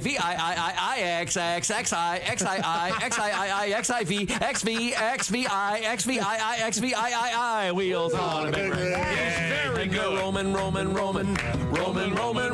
Okay, Roman numerals backwards. Here we go. No. Oh, there's XV, I, XV, XV, XIV, XII,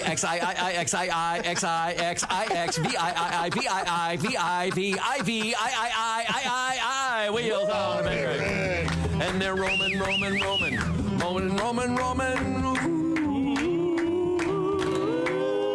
right. Zowie. Hey, you dog owners, listen up. This is something for your big sweetie. Chew Works. Has your dog ever scarfed down one of those chew sticks without really chewing? ChewWorks has a hold to chew, which will prevent choking and GI blockage. When dogs can't properly hold the chew stick between their paws anymore, they tend to just swallow it. Available in 3 sizes, mini, junior, and large. Extra large coming soon. Their whole purpose is to provide a safer and healthier way for your dogs to chew. ChewWorks.com.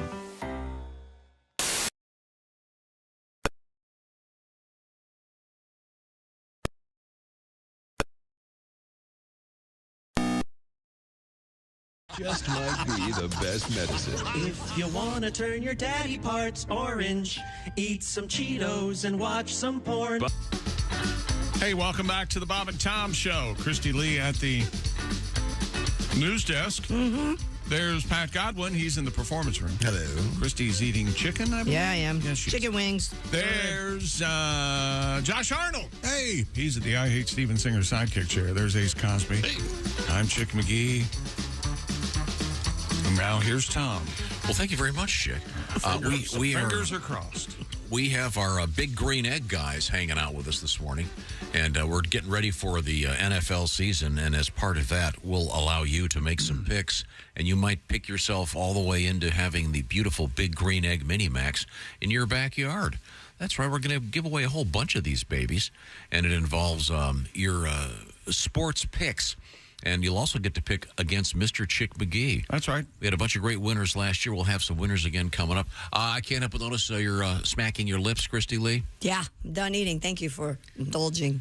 I had some those delicious chicken wings. I did too. I had a little bit of a hot dog and some zucchini bread. I don't know that chicken wings get juicier than they do on the big green egg. Yeah, it was delicious. good. Just so good. Very, very good.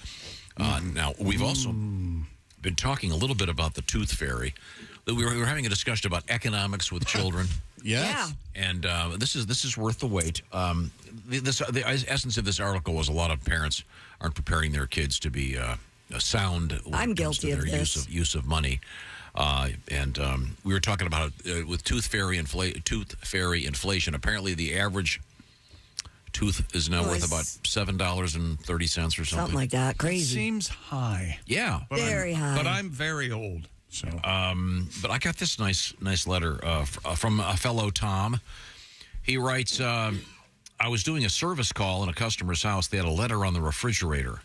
It was from their young child who had written to Santa Claus, letting Santa know that she had recently lost a tooth and was not going to put it under her pillow until Christmas Eve because she knew that the Tooth Fairy and Santa Claus probably never get to meet each other, and she was going to make it happen. Oh, how nice. What a sweet kid. Sweet. Yes. Oh, isn't that nice? The Tooth Fairy leaves a $5 at our house, writes Steve. Okay. I only received quarters when I was a kid. Gradually, they moved up to dollars, but inflation is real. When my son had his first loose tooth, he refused to let us pull it. One day, he accidentally swallowed it while having some chips. Oh. Yeah. We told him the Tooth Fairy doesn't accept IOUs, so we'd better hope it comes out. Oh. It was during the summer. Who had to panhandle for that? Yeah. Well, his wife. Oh, No. what? As he puts it, she stayed on, quote, bucket patrol. The tooth eventually passed. After a rubber glove-clad dig and a soapy rinse, he got his money. A nice story about the Tooth Fairy. You can You're just welcome. tell your kid the Tooth Fairy Yeah. I'm sorry. will still accept Yes. that. Yes. You don't have to actually You don't dig have through to the do poop. that. This is a good parenting.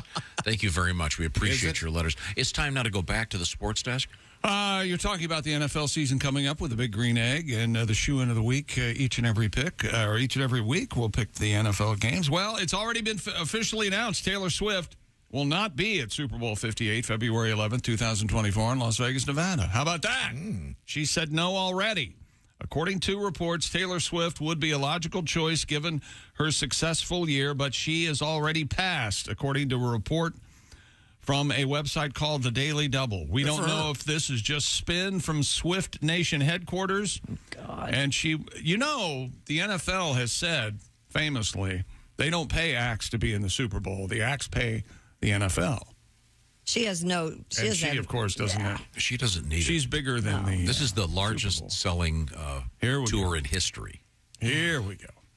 Evidently this came out. The rumor last year was that she was going to be at the Super Bowl, but then do you remember who it was? Of course not. Who does? It was Rihanna. It was Rihanna. Who said Rihanna? I did. Godwin. Yeah. Oh, way to go, Godwin.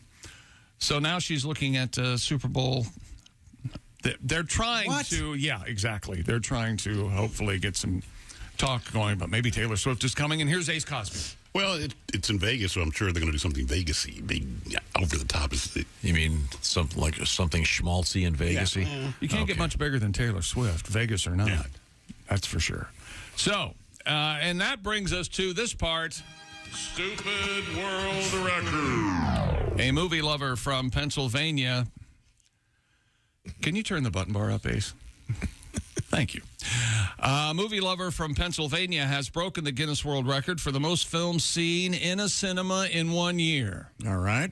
Mr. Zach Swope broke the previous record of 715 after attending a total of 777 screenings between July of 22 and July of 23. Jeez. The 32-year-old watched a variety of different films for this record attempt. Oh, really?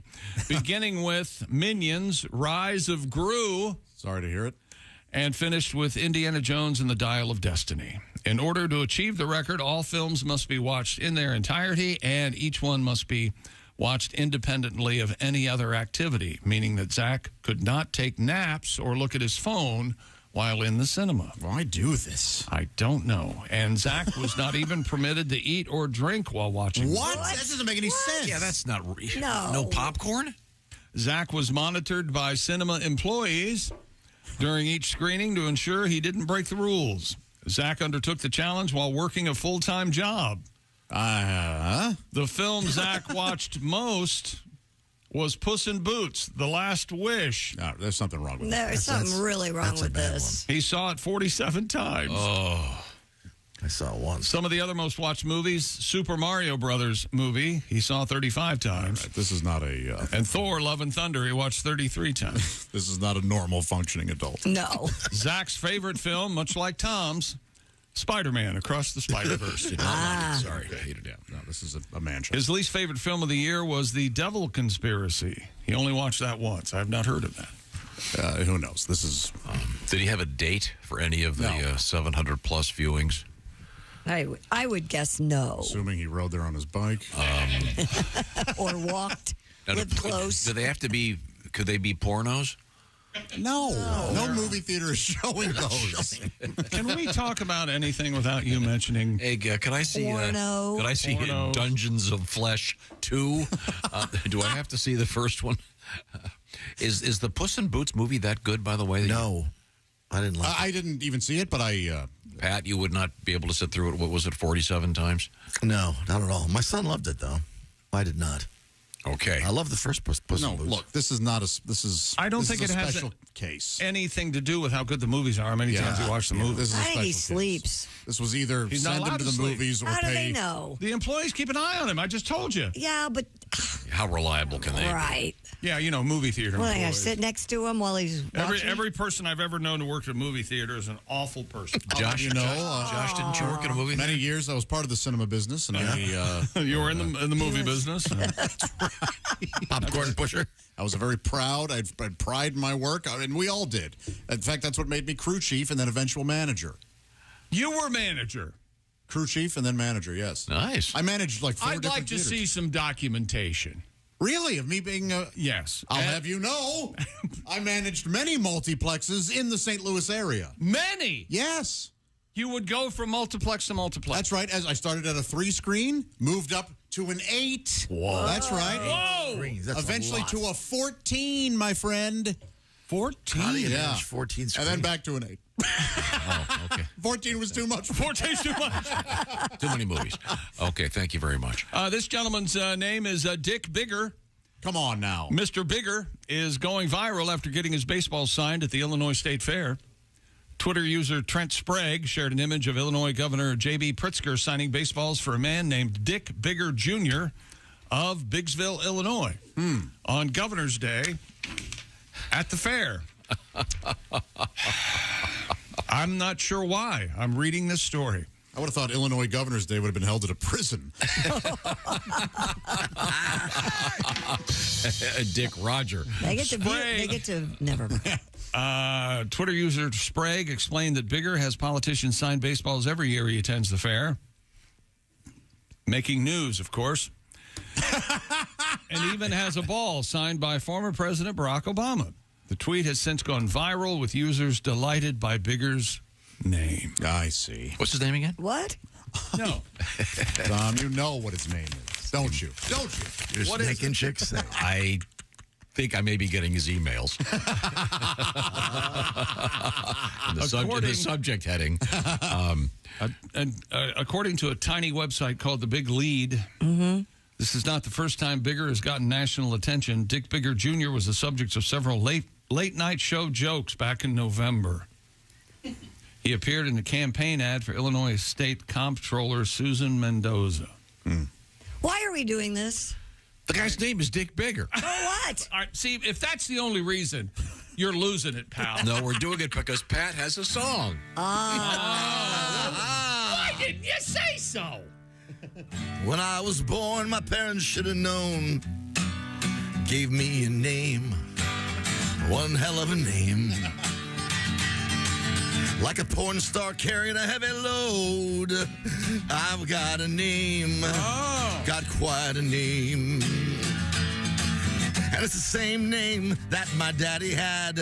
Oh, you think he'd know better, naming me Dick Bigger.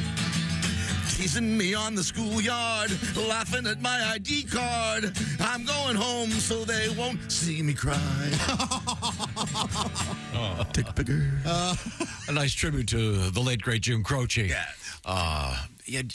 And Dick Bigger Jr., that makes it even worse, don't you think? Is it big? Is it small? I like the attention. You think so? Big? Yes. I heard it was the idea of his wife. Really? The elder Mr. Bigger. Cooter? Not. His name is Cooter Bigger? Well, what was her maiden name? Well, I don't know. What was her maiden name? Gape. Cooter Gape. Mrs. Cooter Gape. Thank you very much. Very helpful. Oh, I'm sorry. I didn't sully the Dick Bigger story, did I? I didn't take away from that. Upending the comedy. A New Jersey man has broken the Guinness World Record for the largest collection of Pez dispensers. Brian Trauman of North Caldwell, New Jersey, earned the record title with his collection of 5,548 Pez dispensers. Another loser. While some Pez dispensers in his collection... I love it. I love your sum up paragraph. While some Pez dispensers in his collection are only worth between $1 and $2, there are plenty worth more than $20.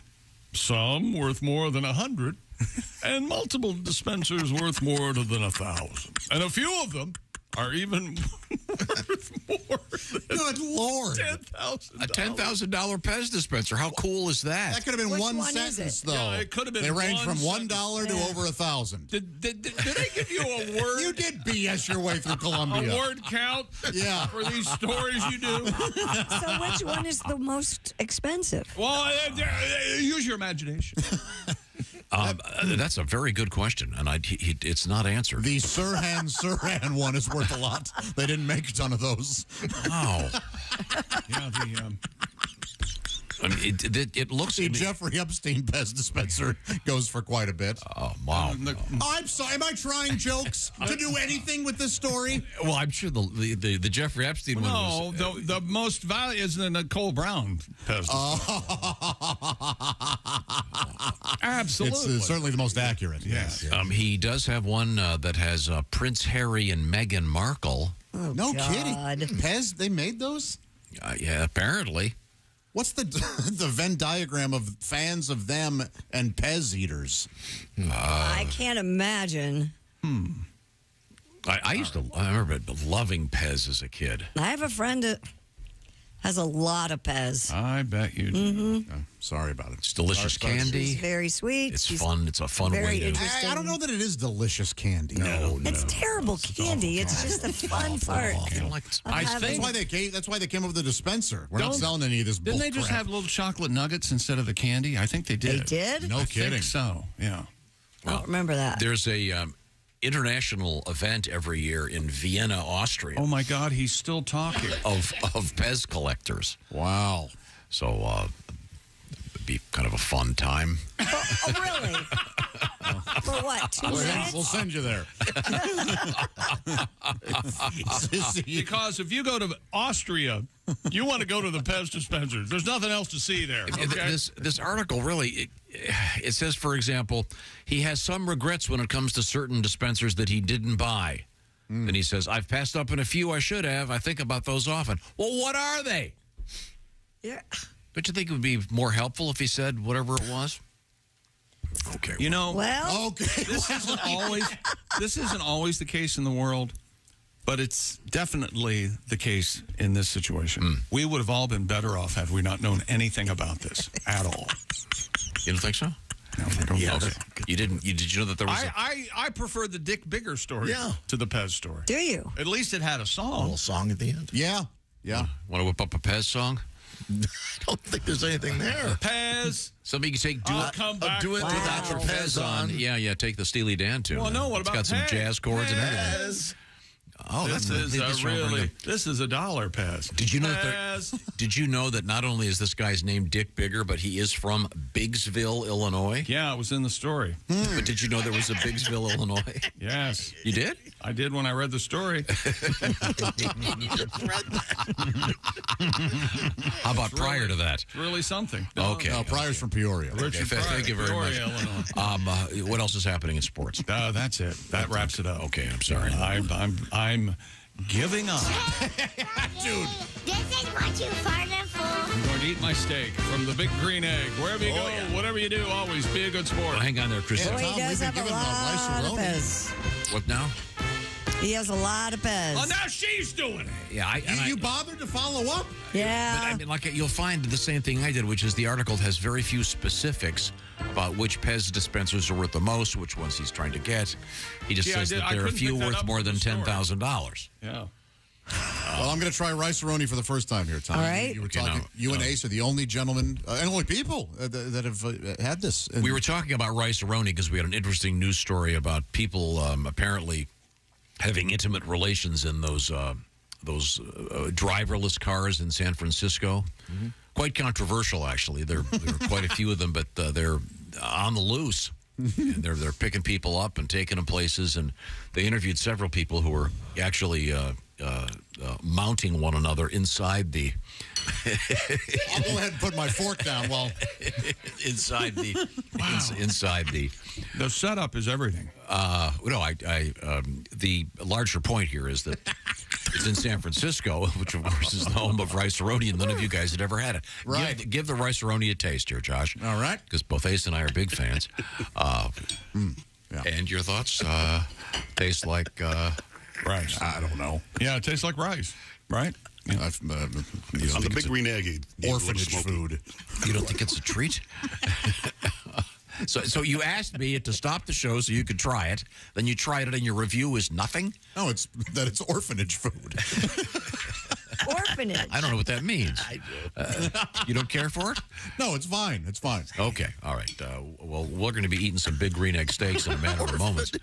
And I'll remind you that the Big Green Egg Fest, the Egg Fest, is on the road. Lots of stops coming up, including Shelbyville, Kentucky, Little Rock, Arkansas, Pensacola, Florida, Shipshewana, Indiana, Novi, Michigan, and more. And we are coming right back. This is the Bob and Tom Show. Hey, thanks for listening to the Bob and Tom Show this morning. Get a look at today's show on our YouTube channel.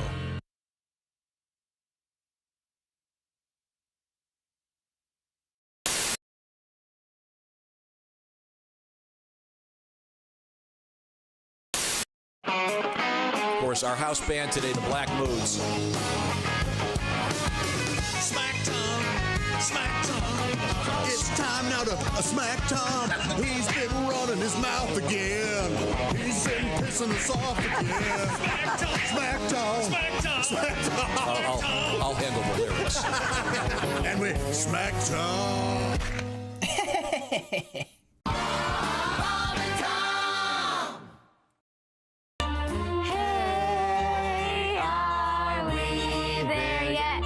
Are we there yet? Are we there? Really good, Sam. A little happier, not? Are we there yet? Are we there yet? Are we there yet? You sound like you're taking a big shit. We're not supposed to be happy when we're asking if we're there. Are we there yet? Okay. The producers are in here. The minions are out there. Okay. Dad, would we say, are we there yet? We're like, are we there yet? Superiority once again on the floor. Okay, Hitler.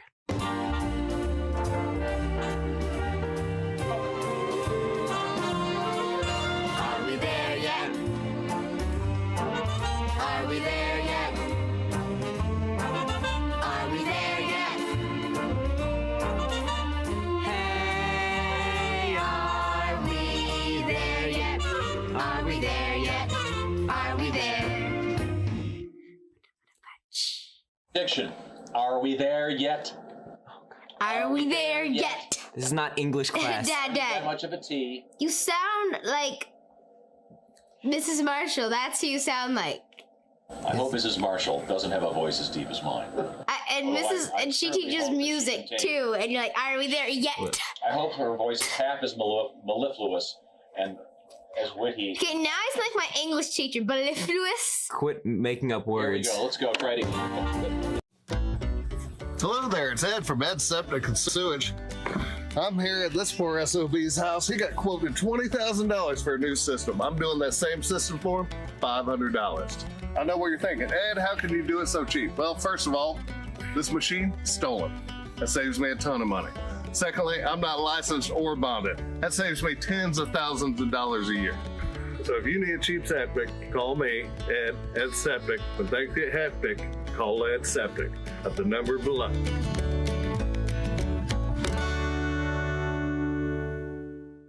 From Ed Septic.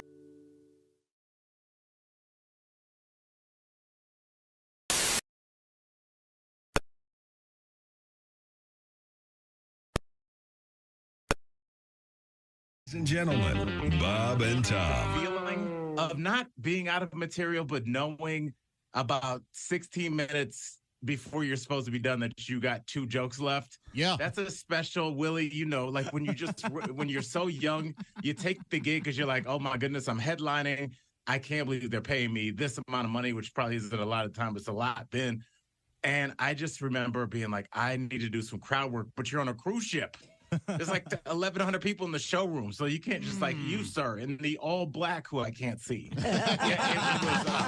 Bob and Tom in the morning and highlights all day long. The Bob and Tom Show, weekday mornings at 6 a.m. Eastern on Bob and Tom 24/7. Essential Morning Radio. All day and all night. Really? No, seriously. Really? Bob and Tom Radio. It's time now for the guy who would rather nitpick than have sex. Baby, let's make love. We haven't been together since the start of the new millennium. Well, technically, the new millennium doesn't start until January 1st, 2001. Yeah, obviously, there was no year 0, so Okay, whatever, but come on, baby. I want to try this kinky thing I read about using warm vegetables. I've got carrots, potatoes, and your favorite, tomatoes. That's kind of a common mistake. The tomato actually is a fruit, not a vegetable. Interestingly enough, the tomato is in the same family as the poisonous nightshade plant. Listen, don't talk. Just come to bed. I'll tell you what. I'll give you. It's odd that people call it that. There's actually no blowing involved. The term probably originated. Oh, forget it. I'm out of here. You can go yourself. Technically, that's not possible. This has been the guy who would rather nitpick than have sex. Hi, this is Larry Reeb, Uncle Larry. It's a sick world, and I'm a happy guy. And you're listening to the Bob and Tom Radio. Yeah, okay, we have comedian Eric Hunter here with us. Eric, I'm guessing just I don't know. You're kind of a pasty guy. Well, hey, great to see you, Eric. Always a pleasure. Well, Eric looks so pale because he's had a. Didn't you have a family? We have coupons to a spa. He had a family. He recently had a family tragedy. He did? His grandmother. Didn't your grandmother? Very sad. Yeah. What happened? Grams passed away. Oh, no. It was actually a year and a half ago. Yeah. Really? But she was 97 well, that's years a good old. full life. Yeah, she passed away after a lengthy battle with a bear.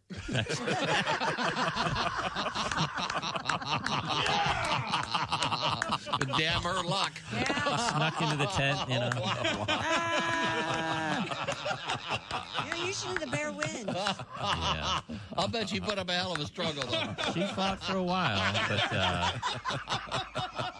feisty old lady. I told her not to hang food in the tent. Don't hang food in the tent, Grams. Oh, my God. Now, we've got a couple of heads in here that have a lot of skin on them. One would be mine. The other would belong to Clint Howard, actor. Now, are you in every one of your brother Ron Howard's movies? Oh, no. There's been a lot. Actually, the one that stopped the streak was, Ransom. And then I wasn't in Beautiful Mind, and I wasn't in any of the Da Vinci Code movies. Did that hurt your feelings? Can I say it pisses me off? Yeah, of course you can. Sure.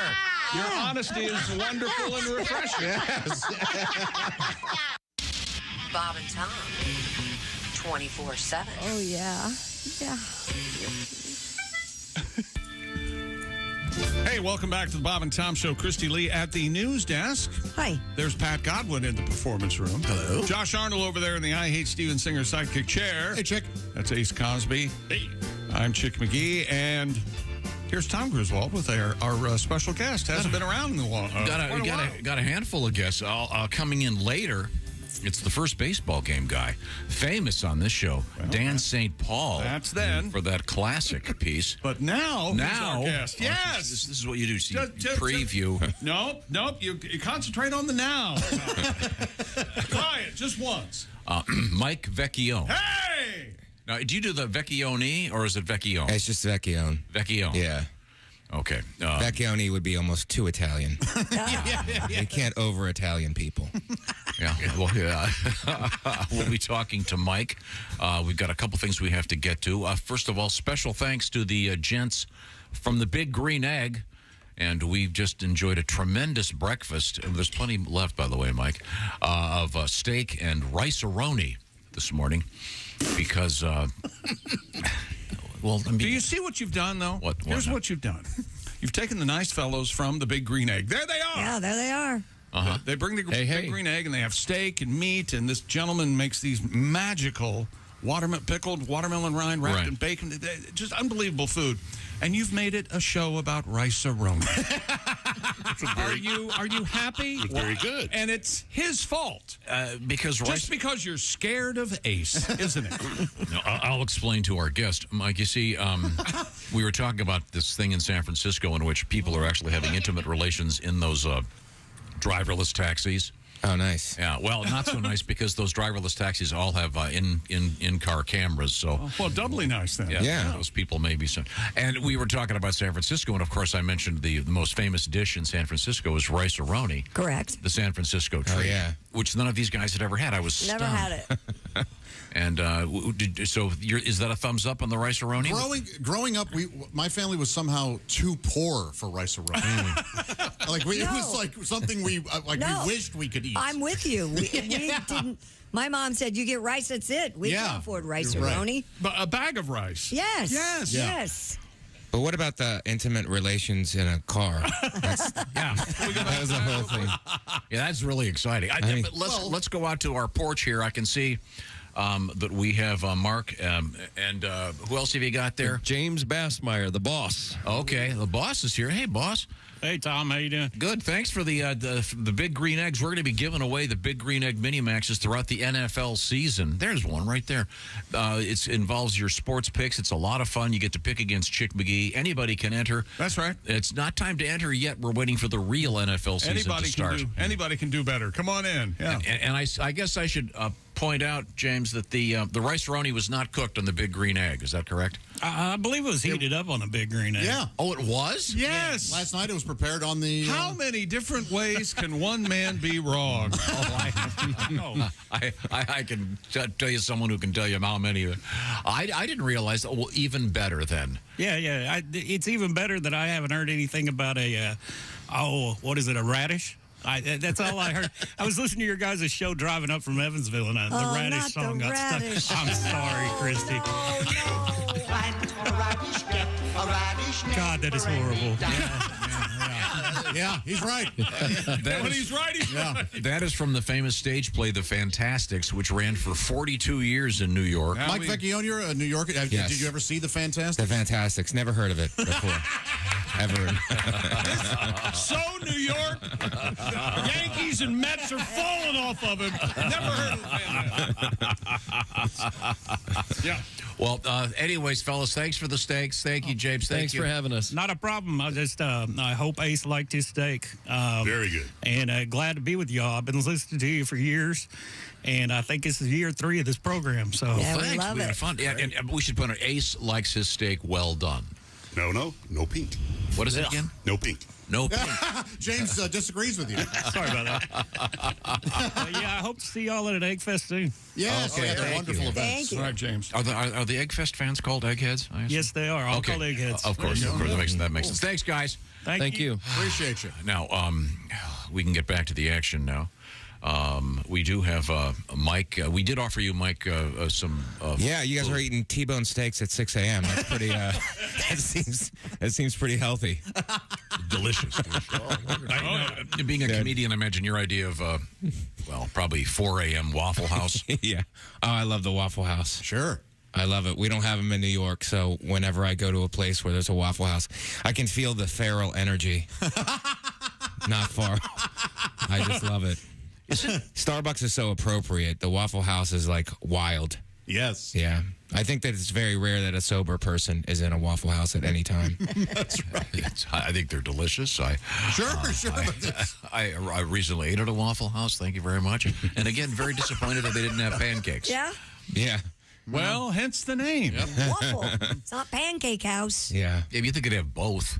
The International House of Pancakes? Oh, yeah. Do they have waffles there? I don't know. I think the International House of Pancakes is just for diplomats. The Waffle House is for like everyday hard scrabble people. Yeah, that's right. You know, the riffraff. I'm at the International House of Pancakes. I saw Thant. How about that? The long deceased head of the UN. We have Christy Lee at the Bob and Tom News Desk. Have we missed anything? We have missed a lot. No, we're missing a lot just sitting here. Go How ahead, about Christy. the 6-year-old from Pennsylvania who has been named the 2023 Kids Mullet Champion? Oh, really? WPVI TV. Rhode Island? I don't know. Pennsylvania. that seems like something they should do at a state fair. Yeah, for Name sure. the mullet. Yeah. Reports that young Mr. Roy Ehrlich won the contest this week. The first grader received a cash prize of $5,000. Wow. Nice. Which Rory says he plans to use to, quote, buy my sister an alpaca and go to wing night again and save a little money for wounded warriors. That is so mullet. I love that. That's exactly what you would do with $5,000 if you had a mullet. Yeah, what a great kid, though. He's giving money to wounded warriors and buying his sister an alpaca. alpaca? How much is an alpaca? I don't think you can get one for $5,000. Maybe someone will step up and give this He kid can get a used one. Does he have enough money to get a better haircut? Not a fan of the mullet, Mike? Karen Ulrich, Roy's mother, added that her son was also invited to a Phillies game where he met John, is it Kruk? K-R-U-K? Sure, Kruk. Yeah. And talked mullets with them. Yeah. Yes, he does have one testicle. Famously, he only has one testicle. That's right. No, I think it's very important. John Kruk made a point of discussing testicular cancer, and it was very helpful. And Does he have a mullet? I'm not aware. Croc would drink a beer and light up a heater after the game. In the clubhouse. No, exactly. Well, part of the reason this kid won is he was the only kid under 8 that could finish a whole pack of Newports. So I don't see you ever wanting to have a mullet. Oh, that's a cool mullet. Look at that. You're telling me that's not a cute kid? Not bad. Yeah. That is a cute kid. Classroom in the front, recess in the back. That's right. Yeah. Hell of a hair. Very handsome young fellow. That is a really interesting cut. He's going to have a job at the Waffle House. Oh, yeah. Wow. Put that up in a haircut. Or a contract with the WWE. Yeah. One of the two. Congrats, man. Yeah, way to go, Roy. What are you going to do when this mullet runs wild? Yes. What a sweet kid, though. He's giving money to charity, doing something for his sister. No, what did he want? He just wanted to go get some wings? Wings, wing night. Good. Well, I hope someone steps up and helps him get an alpaca for his sister. I hope he lives in a place where you can have an alpaca. Do they need a lot of room? I almost bet he does. I guarantee. You think Well, he's it'd be rural? nice to have some room. Yeah. I mean, Clean they're up smaller than a alpaca llama, but Alpacas crap 24 hours a day. Did you know that? I did not know that. Now, Christy, is this not your dream to live in a small farm with an yes, alpaca? absolutely. What? I'd love to have one. 2, 3, And alpacas 4. they're like the mini llamas? Yeah, they're like smaller llamas. I hope your dream comes true at some point. No, you don't. No, I don't. I knew that. Do you have to? Do My they, husband thinks the same thing. do He's they not graze or do you have to give them straw? What do they eat? Do you have to have I don't know. alpaca I've chow? never had one. You know what? Rice-A-Roni is what they love. Isn't that something? What are the odds of that? I'm not sure what alpacas eat. Okay, well, congratulations to this kid, the world's greatest mullet. Well, congratulations to this kid. Way to go, Roy. Now, have they done the adult champion? Has that been crowned yet? I have no idea. I think this is kind of I think that'll be coming up next. It's Okay. kind of coming back though, right? Is it before or after the hot dog eating contest? I think it's after. I think that's a July 4th thing. The adults slightly different. The cash usually used for bail money. That's a hell of a doubleheader. The hot dog eating contest and the mullet contest.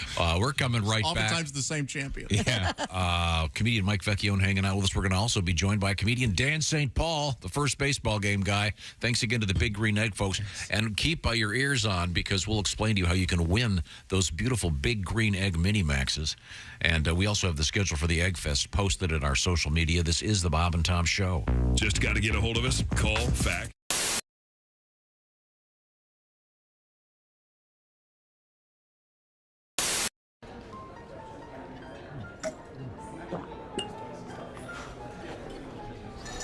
You took my breath away from the moment I first saw you. Will you marry me, Dolly? She said yes! She said yes! It's not a real person. It's not a real diamond.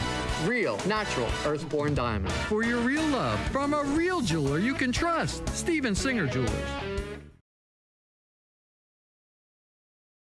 Ingrid, you're going to sing one of your tunes for us right now? Which one is it? I was thinking that would be a good idea. Just want me to like do a monologue or something. Well, no, there's been some controversy that apparently there's this rap version of. Are you going to do what's going to happen here? I'm a little confused. Oh, okay. Well, yeah, all right. We'll have fun, right? All right. Sure. I just became so Staten Island. So, this is the song that was on the Old Navy commercial. So we've played it over and over and over again because it was the song that actually made it to radio. Mm-hmm. And so one day, I don't know, my brain just sort of like went crazy and I wanted to do something different. And so I did something different and it sort of stuck because we need to change it up a little bit. So we'll do that version for you. I hope you like it. This is called The Way I Am, the remixed version. Okay.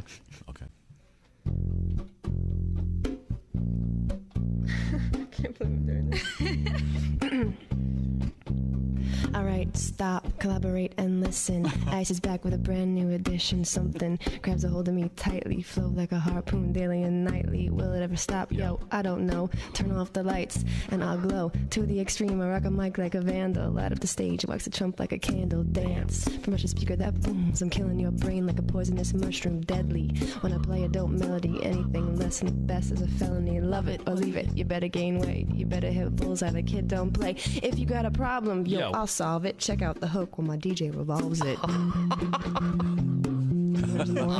yeah. Oh. Ice baby. Uh-huh. Well, he needs the money. I believe Queen gets it. Hey, don't hate. Don't hate. In West Philadelphia, born and raised on the playground was where I spent most of my days. Chilling out, maxing, relaxing, all cool and all shooting some b-ball outside of the school when a couple of guys were up to no good. Started making trouble in my neighborhood. I got in one little fight. My mom got scared and said, "Where the auntie and uncle in Bel Air?" I whistled for a cab, but when it came near, the license plate said fresh. It had dice in the mirror. If anything, I could say that this cab was rare, but I thought, nah, forget it. You're home to Bel Air. I pulled up to the house about 7 or 8, and I yelled to the cab, "You're home. I'll smell you later." Went to my kingdom. I was finally there to sit on my throne as the Prince of Bel Air. Oh, man. Here we go. We'll do the real one. If you were falling, then I would catch you. If you need a light, I'd find a match. 'Cause I love the way you say good morning. And you take me the way I am. If you are chilly, here, take my sweater. If your head is aching, I'll make it better. 'Cause I love the way you call me baby.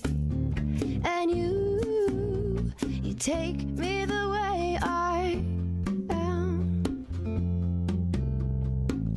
And I'll buy you Rogaine when you start losing all your hair. Sew on patches to all you tear. 'Cause I love you more than I could ever promise. And you take me the way I am. Oh, you take me the way I am. You take me the way I am. Beautiful. Wow. Very nice. Yes. Ingrid Good voice Michelson this from morning. Yeah. Ingrid and her band is sounding great. Very nice mix, too. Thanks to all of the technicians. You did such a nice job. That was very good. It really sounded great.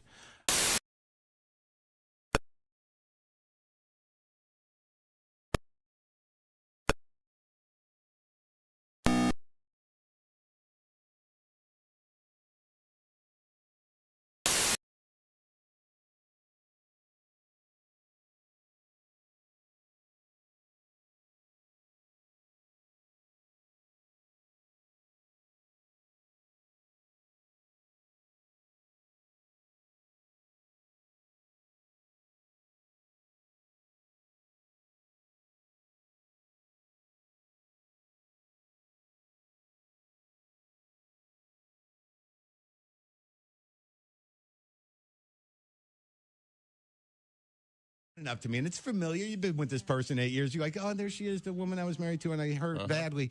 And she comes running up to me, and she's like, how are you? And I don't know what happened, but she goes, how are you? I burst out crying. Nice. I could not control. I just started blubbering. I just crying. And she looked at me. It was beautiful. She goes, not so good, huh? Yeah. And I was receptive. That's the thing you love about her. But I was happy that she had that moment. I deserved that. Yeah. You know? Mm-hmm. Not so good, huh? We're in first class. Bye. Yeah, exactly. We're boarding. But look, Will you take care? Yeah. Okay. Good luck with everything. I actually I have a sexual fantasy associated with the earthquake. Go. All right, woke chick up.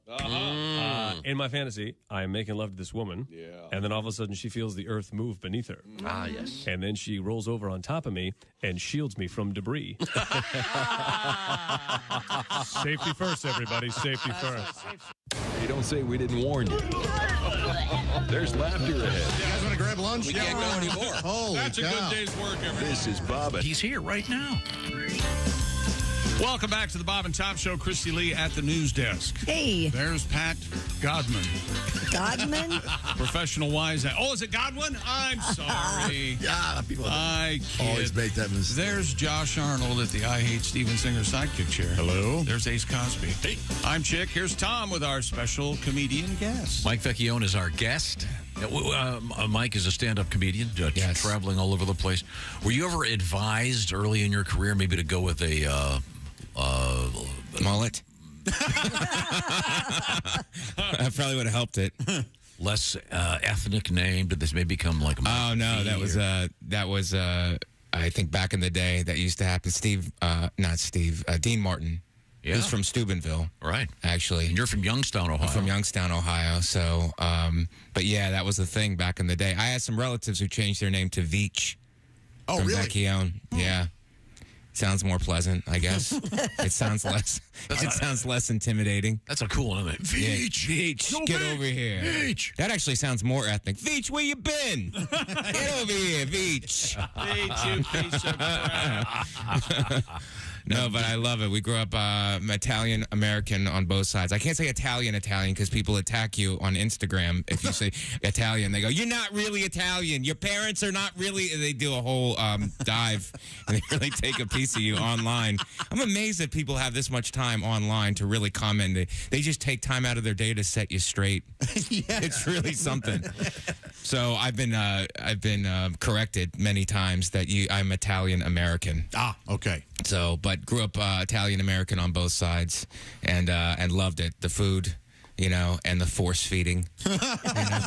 The whole thing now, it's like we're such a softer culture now, but back in the day growing up, it was like eat everything on your plate. And that was like a mandate. They would scream, eat everything on your plate. So now it's like, there's fasting and all kinds of diet fads. And it's like, no, I have to eat everything on my plate. It's just like drilled into your subconscious as a child. Yes. Yeah. That's very, very nice. Great Italian food, certainly. Yeah. Some of the best food in the world. Mm-hmm. We had some great food today. Not Italian food. We had delicious steaks on the Big Green Egg. Yeah. And, of course, Rice-A-Roni, which is of Asian extraction. Right. Well, the Roni would be the Italian part, wouldn't it? Sure. I guess it's kind of pasta It's the and first rice. fusion. It does have pasta in it. Pardon me? It does have pasta in it. Yeah, but it's mostly the rice. That's why they. But I think the point is we're both noodle heavy cultures. That's right. Yes. We did steal the noodle from them, but we perfected it into 18 different noodles that we force feed people. Remember we had earlier. We had the cube of lasagna. Yes. That's a big internet. Mike, have you seen that? It's the 100-layer lasagna. Oh, wow. And Jess Hooker here made the 50-layer for us, and it was, it was really good, though. Yeah. It seemed to be 18 inches tall. It was ridiculous. Like a soccer ball made of lasagna. We have Christy Lee at the news desk. What have we missed over there, Christy? A Texas woman with size 30J breasts. Well, that's just, are they naturally occurring? I don't know. I don't know if I'm... I doubt it. No, she's Sure undergone procedures. Okay. She may not be able to ride on roller coasters, she says, but she doesn't have any regrets. Katie Ann has undergone 4 procedures to increase the size of her breasts, which now weigh 10 pounds. She says they do make certain aspects of life difficult. She cannot run or do any high-impact activities. And she often has a hard time finding clothing that fits. Yeah, I bet. Katie Ann told Jam Press, quote, when I do exercise, I will wear 2 bras and a sports bra for maximum support. And going on roller coasters can be, quote, unquote, tricky. She explained the shoulder restraint squishes my enormous boobs, and the few times I did go on a roller coaster, there was an element of new excitement because I was worried the shoulder restraint didn't lock properly. Yeah, it was hard for her to get in the seat. And speaking of hard, the guy that was putting that bar across. Have you seen her, Tom?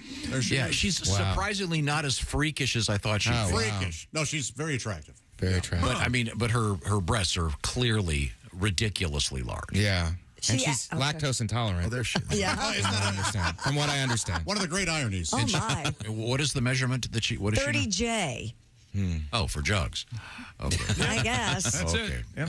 Katie Ann has undergone other cosmetic surgeries, including 2 butt augmentations, skin tightening surgery, non-invasive procedures such as Botox and lip fillers. Yeah, and she got her penis lengthened. Here's the best part.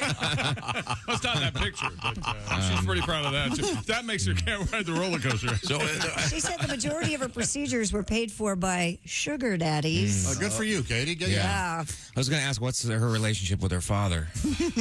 All those surgeries. Very, very healthy. I mean, somebody just tell her she's enough. And Mike, please, let's be accurate. Stepfather.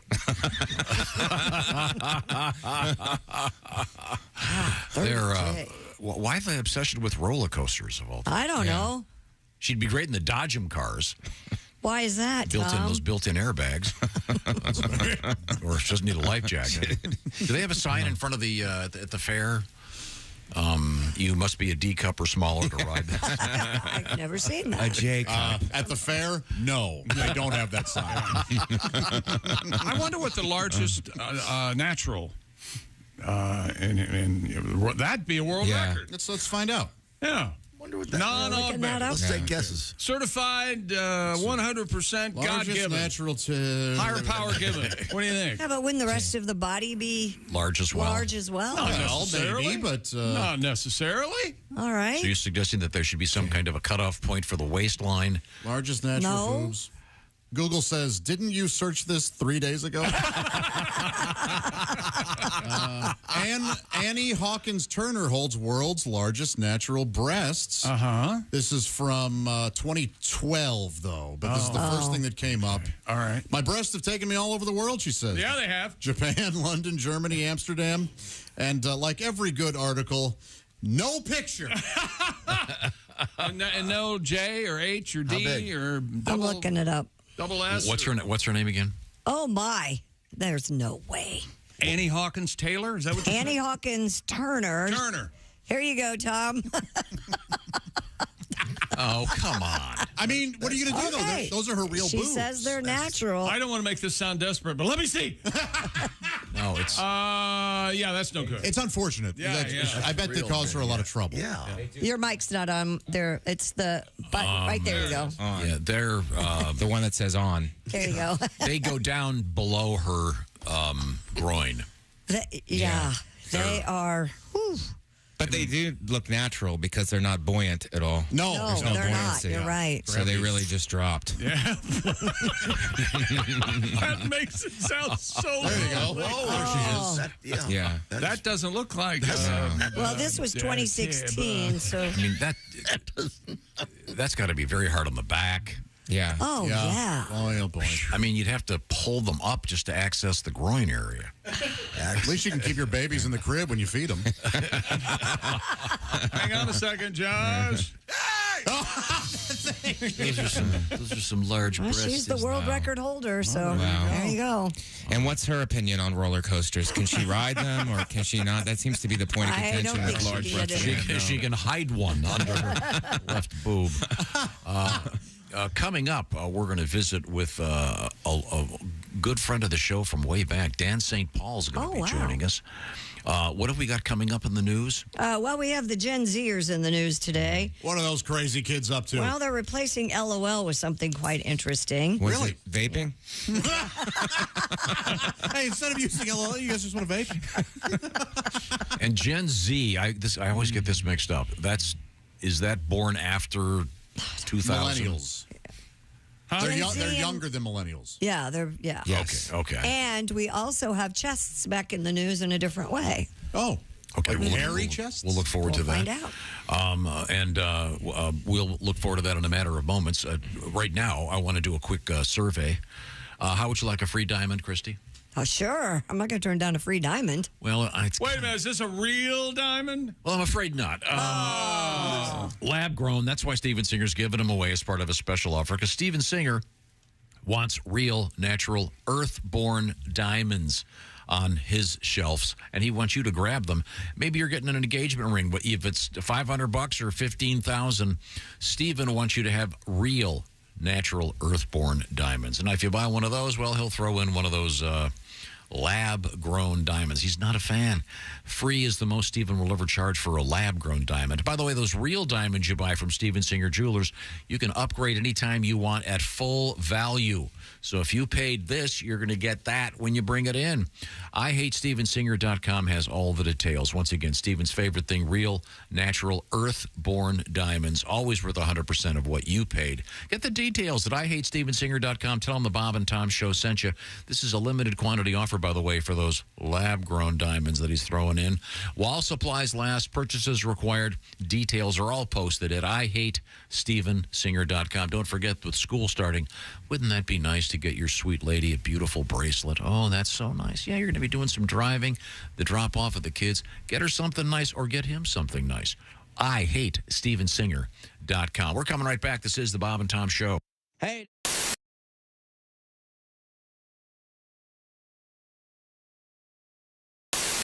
We're talking with comedians Mark Klein and Nick Griffin. Nick, anything new in your life?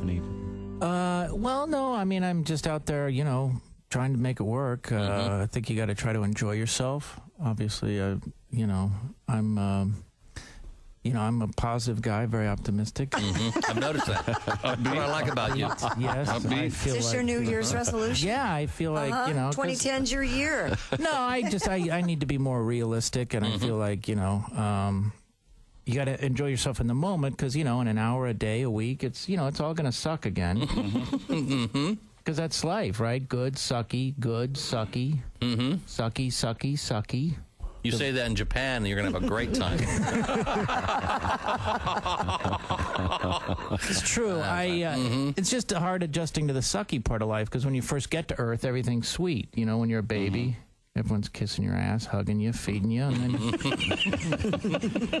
boom, acne, erections, calculus.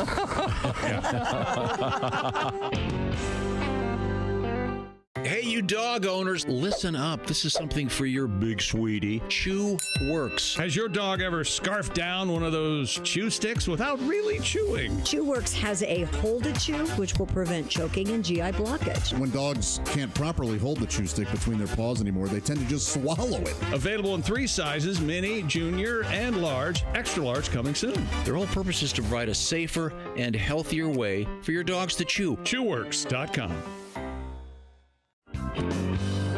Let's get back to the chinchilla. We sent members of our staff plus Donnie Baker to your garage. She is my mistake. So traumatized right now. She has not come out of her little house in no doubt. The whole day. Chinchilla. Oh, well, that's because she met Donnie Baker.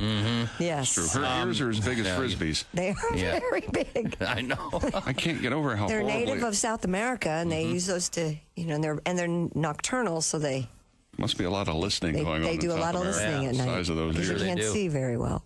Yeah. And they respond, of course, with their brain by going, duh. I'm a chinchilla. Oh, wow, it's that great big thing right there. That looks like a really nice fur coat that lady's got on. I wonder what that's made of. Duh. Well, I'm gonna rest for a while so I can poop again. Duh. I can tell you. I'm not like a dog. I can't play frisbee or catch. I just sit here going, duh. I'm kind of like something in a frame, like a picture, except I just go, duh, and then I poop. Except you have to feed me and I poop. I'm like a picture you have to feed. Duh. I can tell you what, they don't come when you call them. That's for damn sure. I will. I'll come if you call me. This is Bob and Tom Radio. 24/7. It's time again for 3 Questions with Hello again, everybody. I'm Phil Mondor, and welcome to America's most concise interview show, 3 Questions With, the exciting, fast-paced interview show where we ask 3 pertinent questions to today's biggest newsmakers. My guest today is presidential hopeful Ralph Nader. Welcome to the show, Mr. Nader. I see that you're sitting and ready to go forward with the interview. Are you comfortable, sir? Yes. Thank you, Phil. Didn't have any problems finding the studio, did you?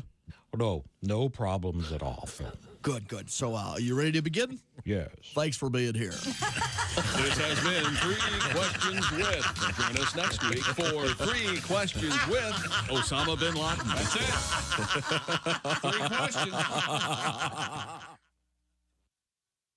Hi, this is Augie Smith, and you're listening to Bob and Tom Radio. So I'll introduce our guest before we get any farther here. He is comedian Tommy Tiernan. Tommy, it's a great pleasure to meet you. Thank you very much. Very nice to be here, guys. We have an interesting relationship, I think, with religion in Ireland, because the church is kind of on the way out now at the moment, and people are just trying to decide what's going on. I think people have I think any kind of inquiry about Jesus is interesting. Mm-hmm. You know, because I think we have a Jesus in our heads, and then there's the Jesus of actuality. Mm-hmm. You know, and I think the Jesus of actuality, if you think about him and think about what he might have looked like, given how long ago it was and part of the world where he was from and the average height of men in those days, probably Danny DeVito.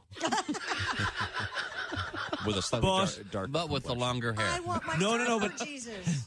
He's not the Jesus you have in your mind. A surfer He's different. Jesus. He's got 6 foot. Jesus. He's like a BG Jesus. Yeah. Which is where the phrase "bejesus" came out of. There you go. I had no idea. This is good to know. I didn't know. So what did Jesus. you scared the bejesus out of someone? Makes sense to me. Yeah. Oh, God, yeah. I recently got married, and attaboy. Yeah, and my wife changed her name. I know some women have a problem with that, but I wanted her to have my old girlfriend's name. She must really love you. Call me old-fashioned, but Hell, you got the tattoo. Why not? My wife actually got pregnant on our wedding night. Oh, she did? Yeah, not by me. Crazy night. But either way, I'm getting a brother. So. Yeah. Oh, my God. Yeah. I don't think her parents like me, though, because apparently when you meet someone's mother, you're not supposed to hug her and go, oh, yeah. Hi, this is Andy Kindler, and this is a different register in my voice. And you're listening to Bob and Tom Radio. Great food. Pardon me. Welcome back to the Bob and Tom Show. I'm skipping. There's Christy Lee at the news desk. Hi. There's Pat Godwin. Hey, chick. He's over there at the piano and the organ. We're going to get a song out of him. You got a song for us, Pat? Yeah, he does. Whatever you want, whatever you need. Yeah. You got a Philly guy Look at here. his face. See I didn't know he's from Philly. Well, he spent a lot of time there. Mike, are you from Philly? I lived in Philly for 8 years. Oh, man, I didn't know that. Yeah. There's Josh Arnold. Hey. Ace Cosby. I've been to Philly. I'm Chick McGee, and I hate the Eagles. And here's Tom Okay. with our guest. Mike Vecchione's here with us. He is a stand-up comedian, and we were talking off the air, and your lady friend is also Yes. a comedian. She's been a here. Comedian, yeah. She's from Indiana originally. Her name is? And, Katie Hannigan. Mm-hmm. Yeah, so she's opening at the club for me.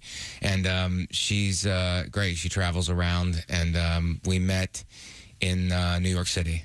So living together, it's going pretty good. I hope it goes to the next level. Oh, yeah? What level's that? Hope she keeps opening for you. Be sure to tell her that. Let's hope. Can you swim? What? Can I swim? He asks everybody from New York City this question. Yes, I can. Or who's lived in New York for a while, Absolutely. When you live in New York City, He's fascinated by the fact there are some children who can't swim. Right. No, I think it's really important that we teach all kids how to swim. And I know there are places like New York City. Our buddy Roy Wood Jr. said that his son, he something about if you're going to swim, well, that's grass. If grass is a destination in New York City, you have to go find it. Yeah, right. And it's the same with pools. You have to plan a whole it's day. really important for people to learn how to swim. And, well, the thing is, you can swim, but you can't park anywhere. There's nowhere to park. It's terrible. And no one can drive. People who grew up in New York City, first of all, they're on heroin by the time they're 12. And then they're just jumping the subway. It's like stuff that people from the rest of the country are like, are you crazy? Are you serious? They're like, they're in rehab at age 13. So that's crazy. But yeah, they can't drive. They can't drive because they don't need to drive. Yeah. They just take the subway and take buses everywhere, public transportation. They just jump stuff. So it's like people who grew up there cannot drive. I doubt that they can swim. You know, they actually don't have any functional skills at all. I don't see a lot of pools in New York City, do you? No, that's the thing. I mean, they're indoors. They're indoors. Yeah. Right. But there are very few of them, but I'm just saying, and all over the country, this is sort of serious because there's difficulties getting lifeguards. Yeah. A lot of places, kids aren't being taught to swim. So, well, all you have to do is get a sign that says "No lifeguard on duty." And just post it, and that legally, I guess, that exempts you from any responsibility. No. Don't you think the lack of lifeguards has something to do with the lack of parents telling their kids to go get jobs? That's a young person's and I think job. if you're a lifeguard, you can't look at your cell phone. Oh yeah, yeah, that's true. You're right. That's true. Oh, I'm sorry, Johnny drowned. I was. I think the lifeguards are not on duty because they're all hooking up with the crossing guards who work about 2 hours a day. No, guards. Guard on guard. Guard. Sure what that means. Right now, we're going to go over that way. I see Christy Lee at the news desk. Yeah, Gen Z apparently replacing LOL with IJBOL. IJBOL. This is so dumb. This is according to the New York Times. Do you want to guess what that means? Let's take a look. What is it again? IJBOL. Okay, yeah, I know what this is. So we're going to lots of laughs, right? What? What is it? Or laughing out loud, rather. Yes, from laughing out combine loud. the two, lots of love and laughing out loud. So laughing out loud to IJBOL. I just big bust. You're close. I just broke out laughing? I just burst out laughing. Oh, okay. Very good. Wow. Really? Yes. Unlike ROFL, do you know what that is? Rolling on floor. Yes, rolling on floor laughing. IJBOL is meant to describe something people actually do. Michael Messinio, a 27-year-old content creator who lives in Australia, said, I don't LMAO. It's just not what I do. That's laughing my ass off. Yeah. Right. Isn't IJBO, isn't the whole point of these things to be brief and quick? Yeah. Well, that's still... Yeah. Well, it's become a thing now. It's like where if I know it, I'm the in crowd, and if you don't know it, you're out kind of a thing. Yeah. I think that's the kind of thing. They may also be trying to outrun their parents as soon as their parents know. Right. Yeah. Absolutely. I used to use the old-fashioned ha.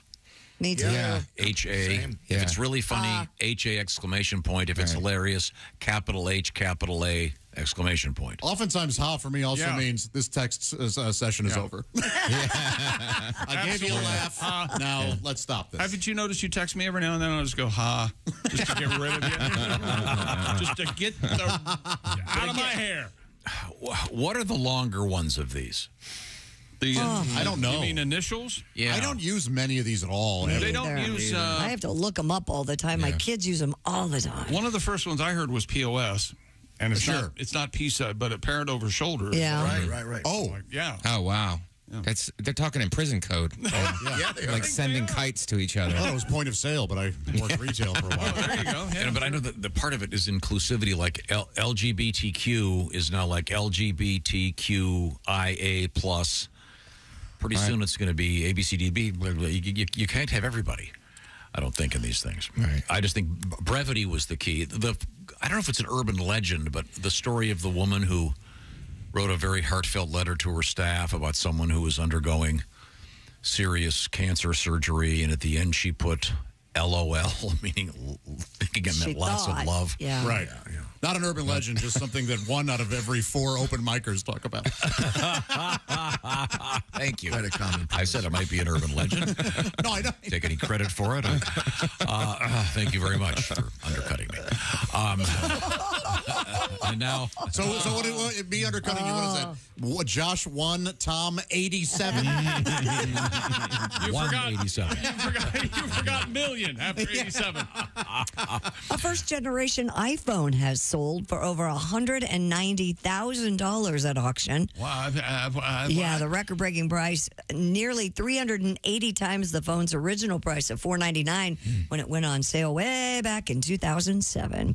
LCG Auctions, which hosted the sale, said the 4GB iPhone model was 20 times rarer than the 8GB model released at the same time for $599 because the 4GB model was discontinued after just 2 months.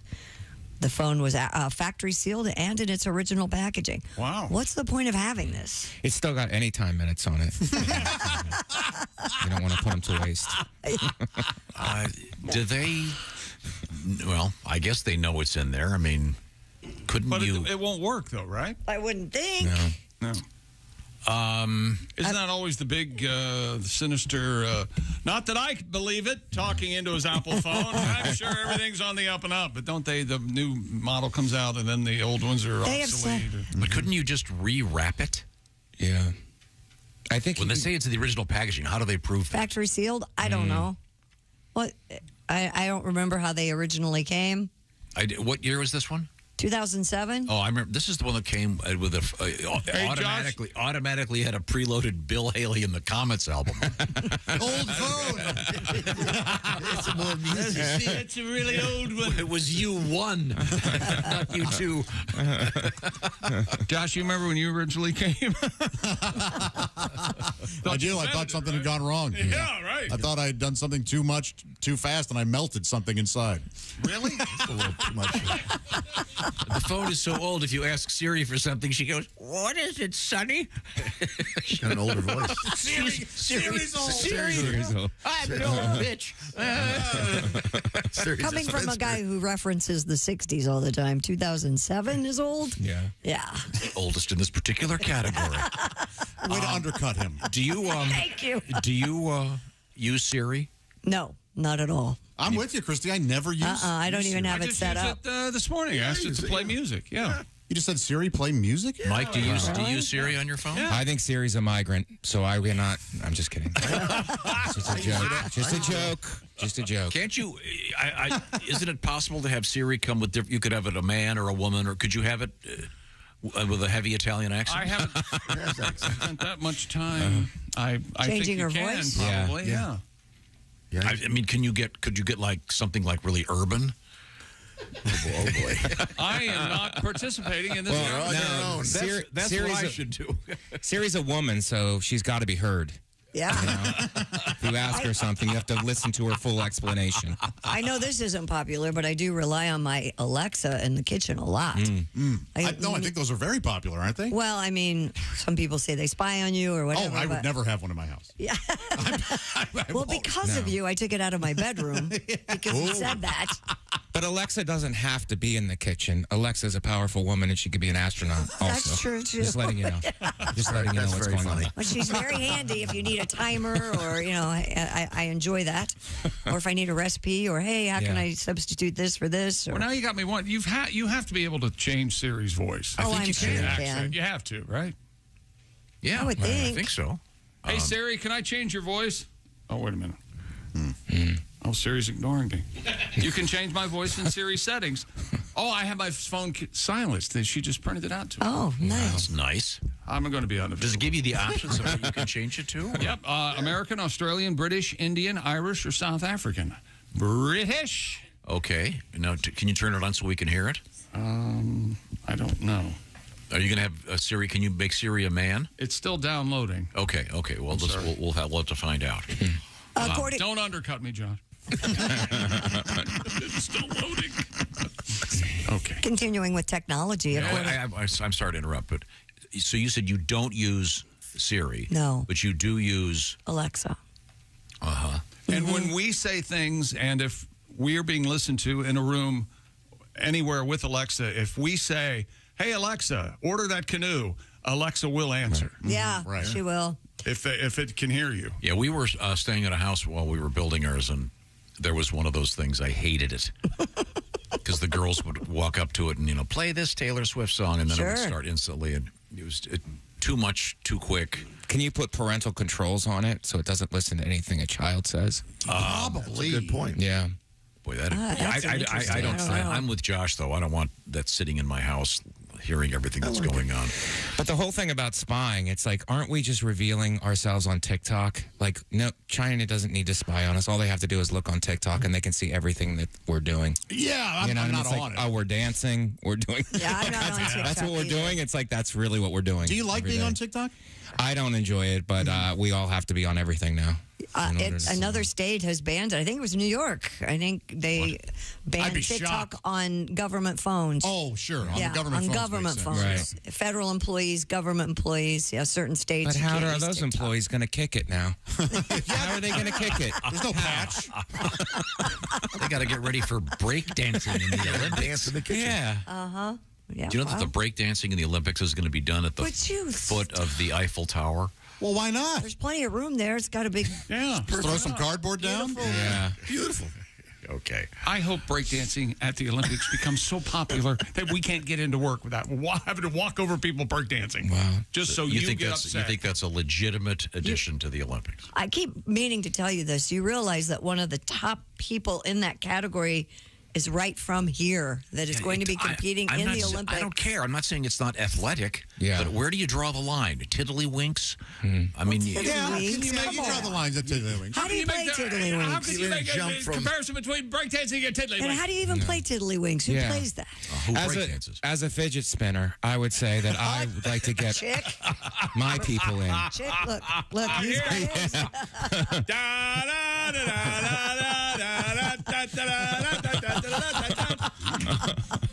According to a new science, is there a do they do breakdancing in the disabled games? Do they?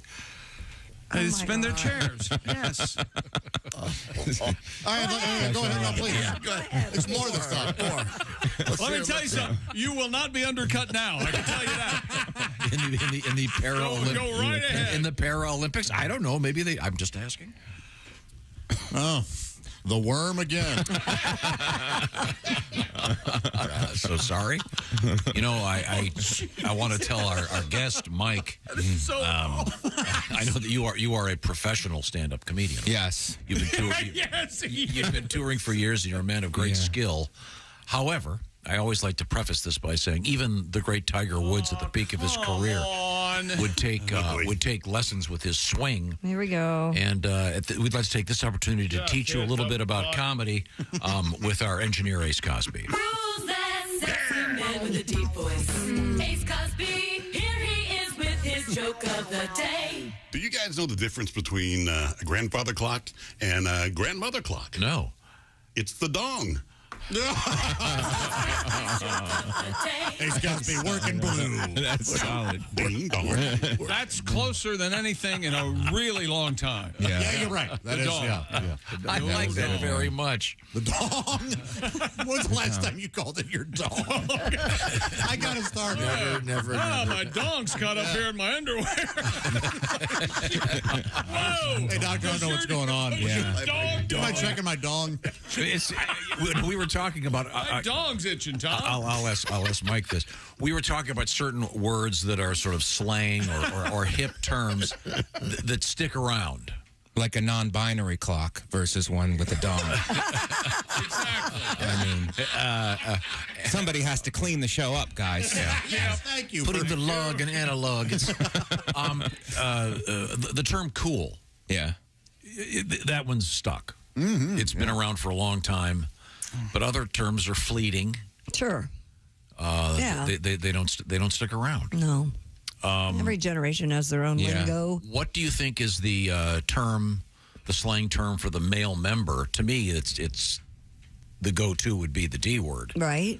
Not dong. No, the other D word. Yeah. Not ding. Dangler, yeah. Oh. You refer to yours. Daddy Warbucks. You refer to yours as the dangler, do you? That's right. Oh, that's gracious of you. You need to get your dong checked. Yeah. Doctor, I'm having some pain in my dangler. Yeah. Now, didn't you have to go to the doctor one time because of your? I did have. I had an issue there for a while. It was crazy. Yeah. What happened? You may have. you may have wrote it. What happened, Josh? Yes. What happened? Like Carson Wood. Well, I had for a while there. I had 5 penises. 5 penises. Oh yeah. My doctor said, "Boy, how do your pants fit?" I said, "Like a glove." God, that's a great one. That is a good that joke right dusty, but right after the invention of the glove. Day 1 invented the glove. Day 2, that. I mean, is there a because Mike was mentioning the fact that these words like AOL, these whatever you call them acronyms. Yeah. Part of it is being hip and doing something that no one else no one else knows. Right. Yeah. I wonder if is there a contemporary term, slang term for the male member that is we're all too unhip to know. I'm sure we'll find out. I'll go to Twitter. Somebody will tell us. I've heard joint. Joint.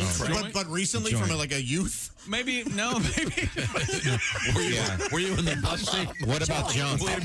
But joint, junk. Oh, junk. Yeah, junk's been. But I mean, junk is specific. Joint might have been in Mean Streets with I think junk encompasses the entire the whole package and genders as well. Yeah. But a joint, I assume, was this a conversation in a bus station? Are you sure the guy wasn't trying to make a drug deal? Yes, I'm trying to meet friends. Joint, junk. If you could go the other way, you just go genitalia. Yeah. What if they just? My buddy had that joke. Genitalia sounds like an Italian airline.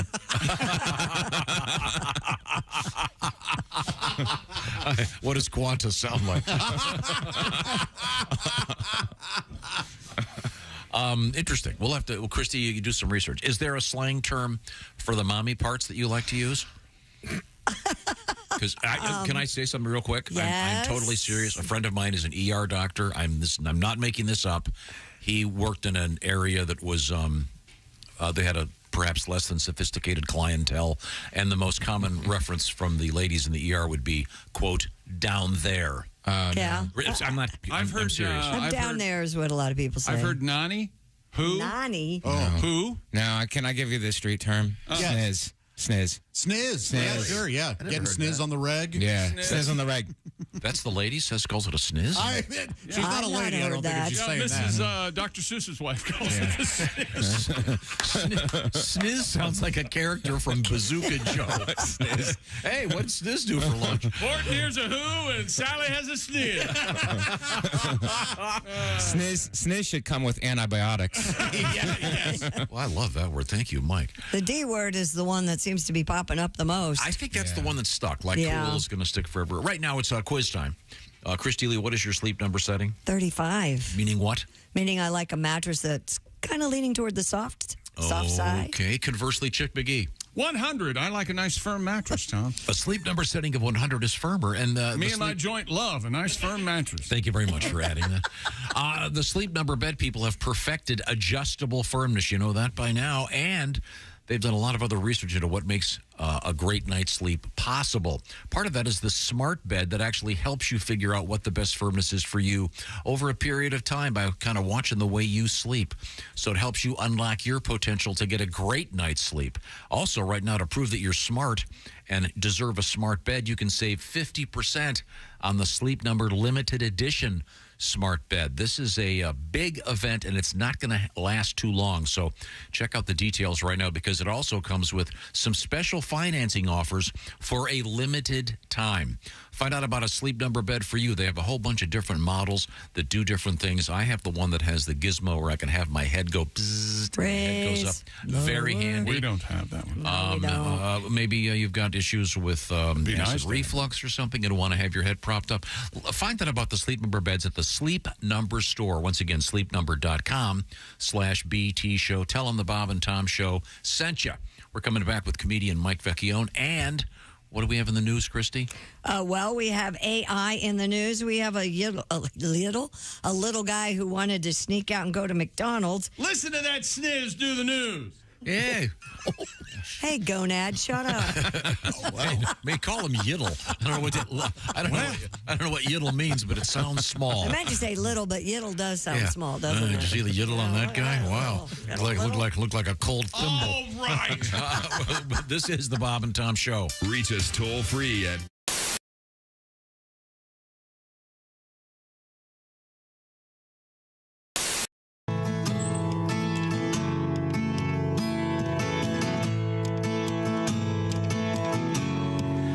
I'll take this slow, sweet walk with you. You let go of my hand to say I do. And he will discover just how blessed life can be. I know, 'cause all those years ago, your mom handed you to me.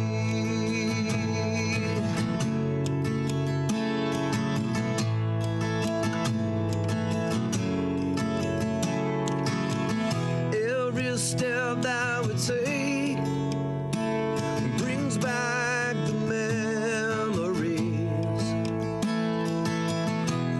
Winter snows and horse shows and dancing on the beach. And I can't help thinking that I'm the lucky one. You're still my baby daughter, and now I've gained a son. I'll take this slow, sweet walk with you. You let go of my hand to say I do. And he will discover just how blessed life can be. I know, 'cause all those years ago, your mom handed you to me.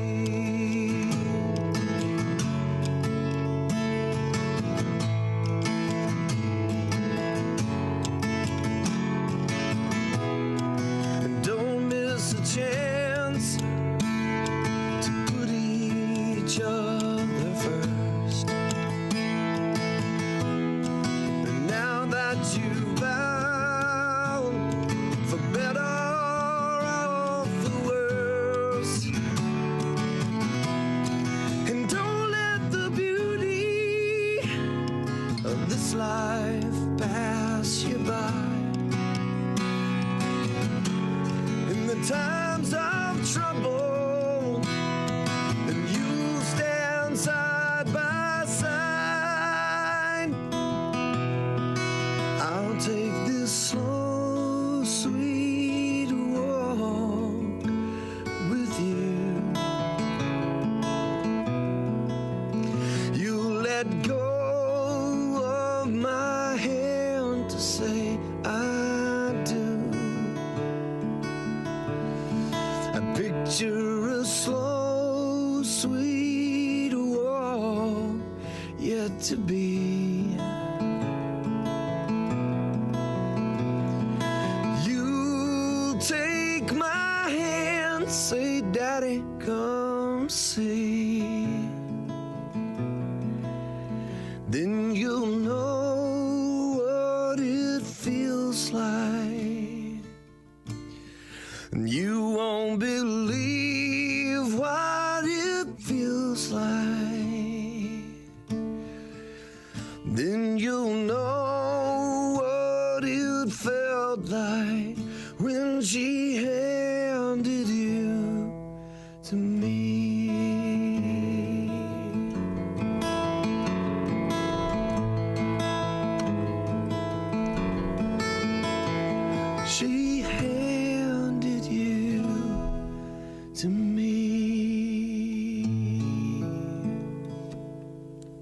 Beautiful.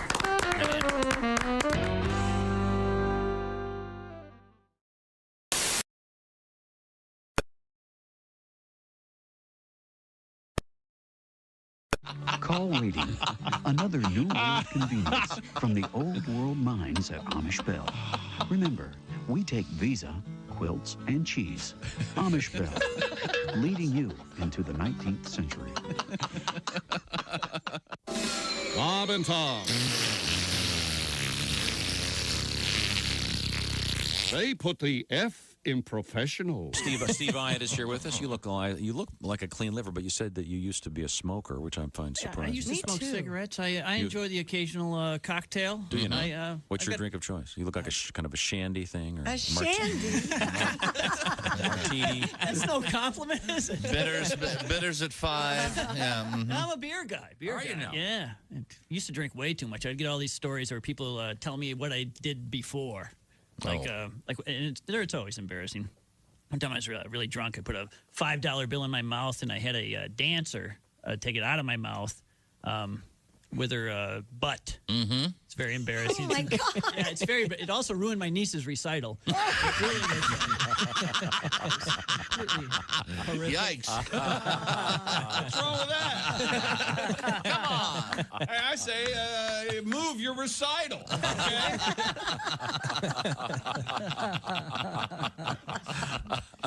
Wow, that's great.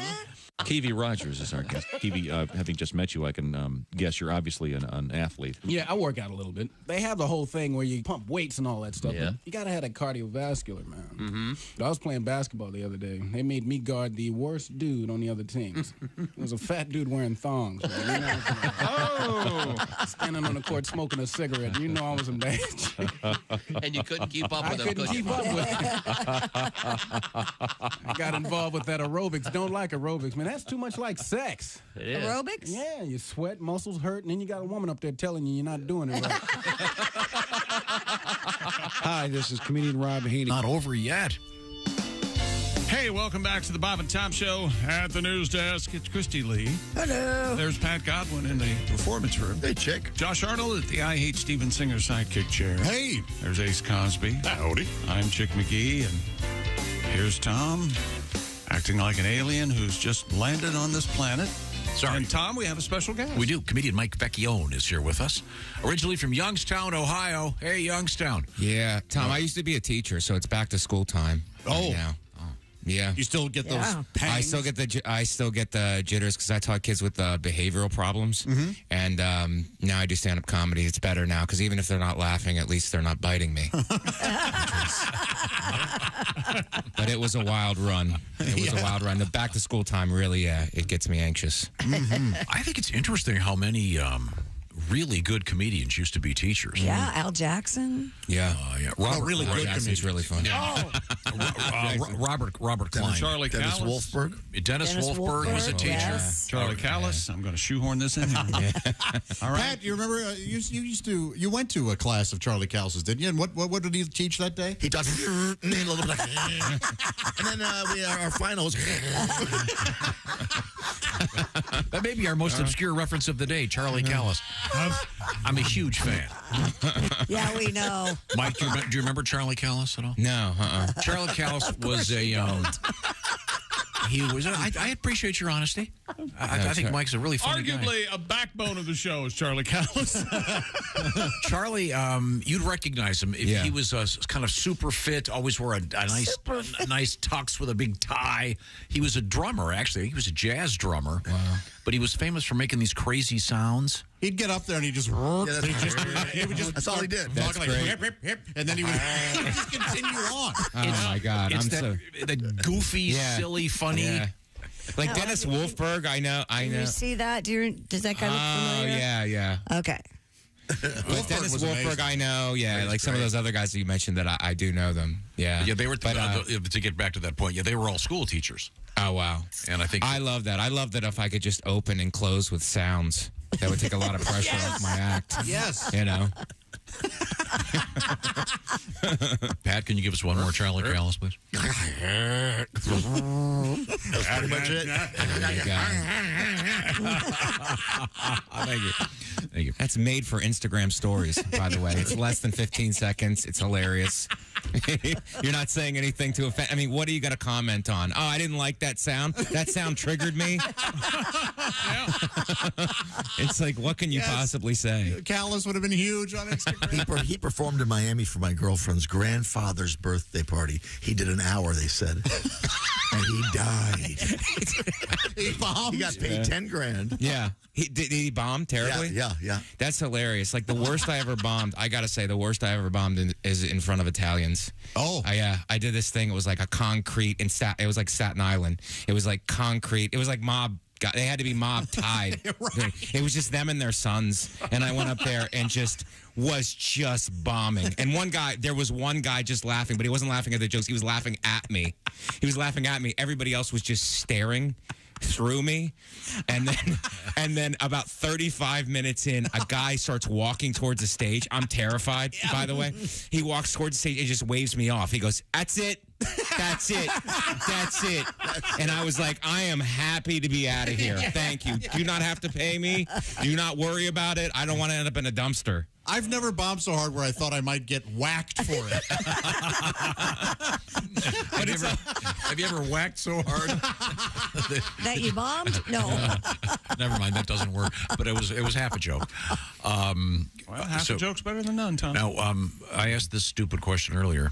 What slang term for the male member has lasted the longest in contemporary culture? I think it is the D word. Yeah.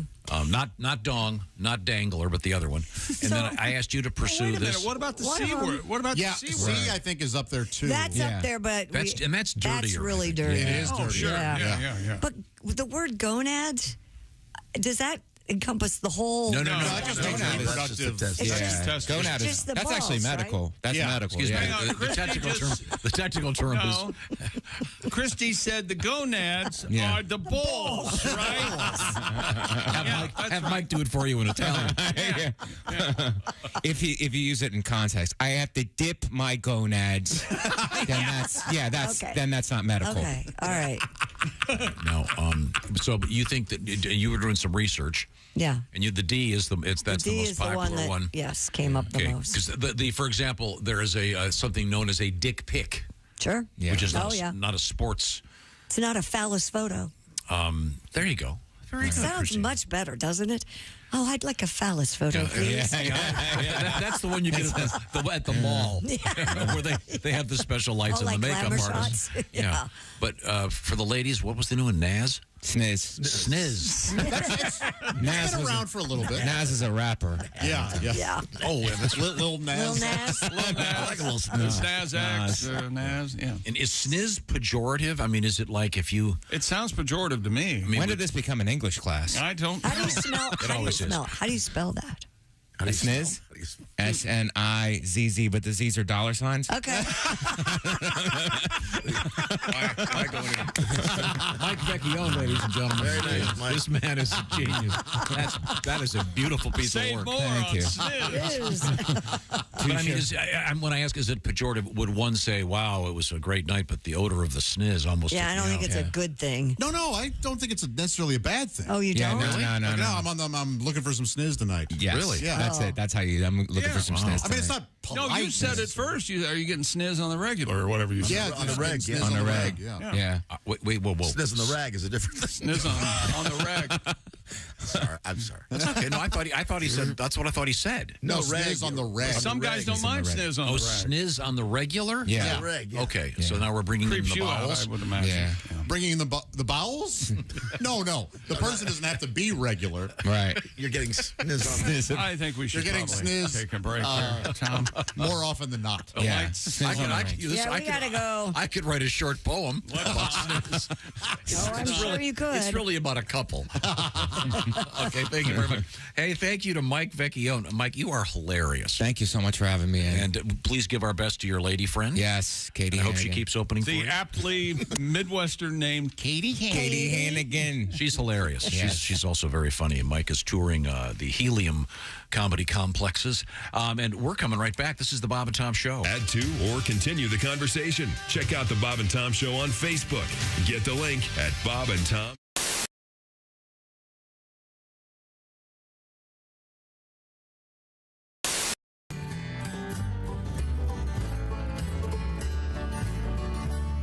I met her at the cart corral, but I hardly ever see her now. Got wrapped up in sin when she helped me push it in. Set my heart on fire through chrome-plated wire. Right there at the cart corral.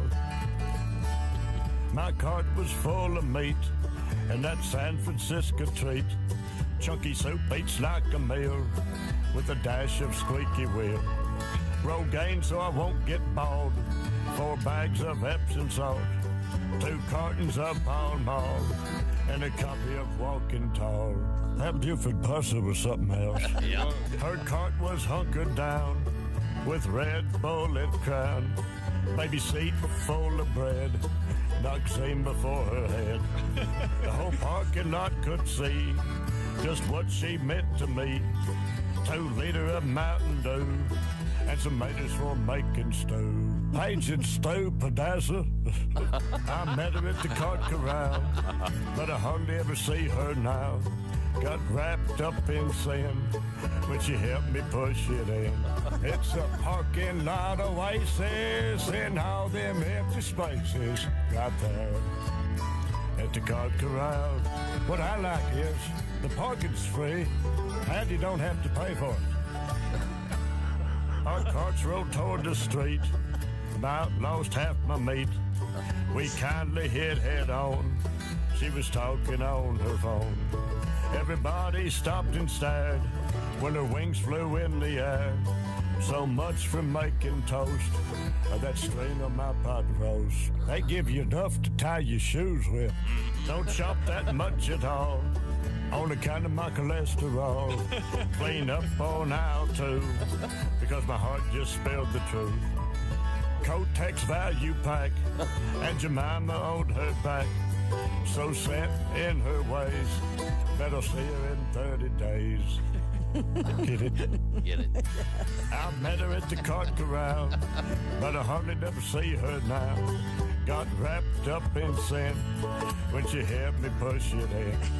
I'll probably kick a shine if she will be mine. Right there at the cart corral. Hop the wheelie in my pants. Right there at the cart corral. Kindly did a little dance. Clip and save a place for me. Good night. Both the vinyl and CD version of the box set will include demos, outtakes, the band's performance at Woodstock 94, and their 1994 concert in Barcelona.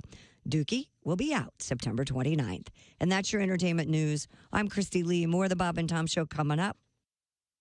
Ladies and gentlemen, Bob and Tom. Feeling of not being out of material, but knowing about 16 minutes before you're supposed to be done that you got 2 jokes left. Yeah. That's a special, Willie, you know, like when you just, when you're so young, you take the gig because you're like, oh my goodness, I'm headlining. I can't believe they're paying me this amount of money, which probably isn't a lot of time, but it's a lot then. And I just remember being like, I need to do some crowd work, but you're on a cruise ship. There's like 1,100 people in the showroom, so you can't just like you, sir, in the all black who I can't see. Bob and Tom in the morning and highlights all day long. The Bob and Tom Show, weekday mornings at 6 a.m. Eastern on Bob and Tom 24/7. Bob and Tom, well-meaning, but yeah, they're all messed up. More than slightly confused. I recently got married, and boy. Yeah, and my wife changed her name. I know some women have a problem with that, but I wanted her to have my old girlfriend's name. She must really love you. Call me old-fashioned, but hell, you got the tattoo. Why not? My wife actually got pregnant on our wedding night. Oh, she did? Yeah, not by me. It was, crazy night. But either way, I'm getting a brother. So Oh, my God. Yeah. I don't think her parents like me, though, because apparently when you meet someone's mother, you're not supposed to hug her and go, oh, yeah. Oh, yeah. And if their dad's short, don't try and pick him up. Oh, you're like a little baby, Dad. Good morning, sunshine. Bob and Tom Radio.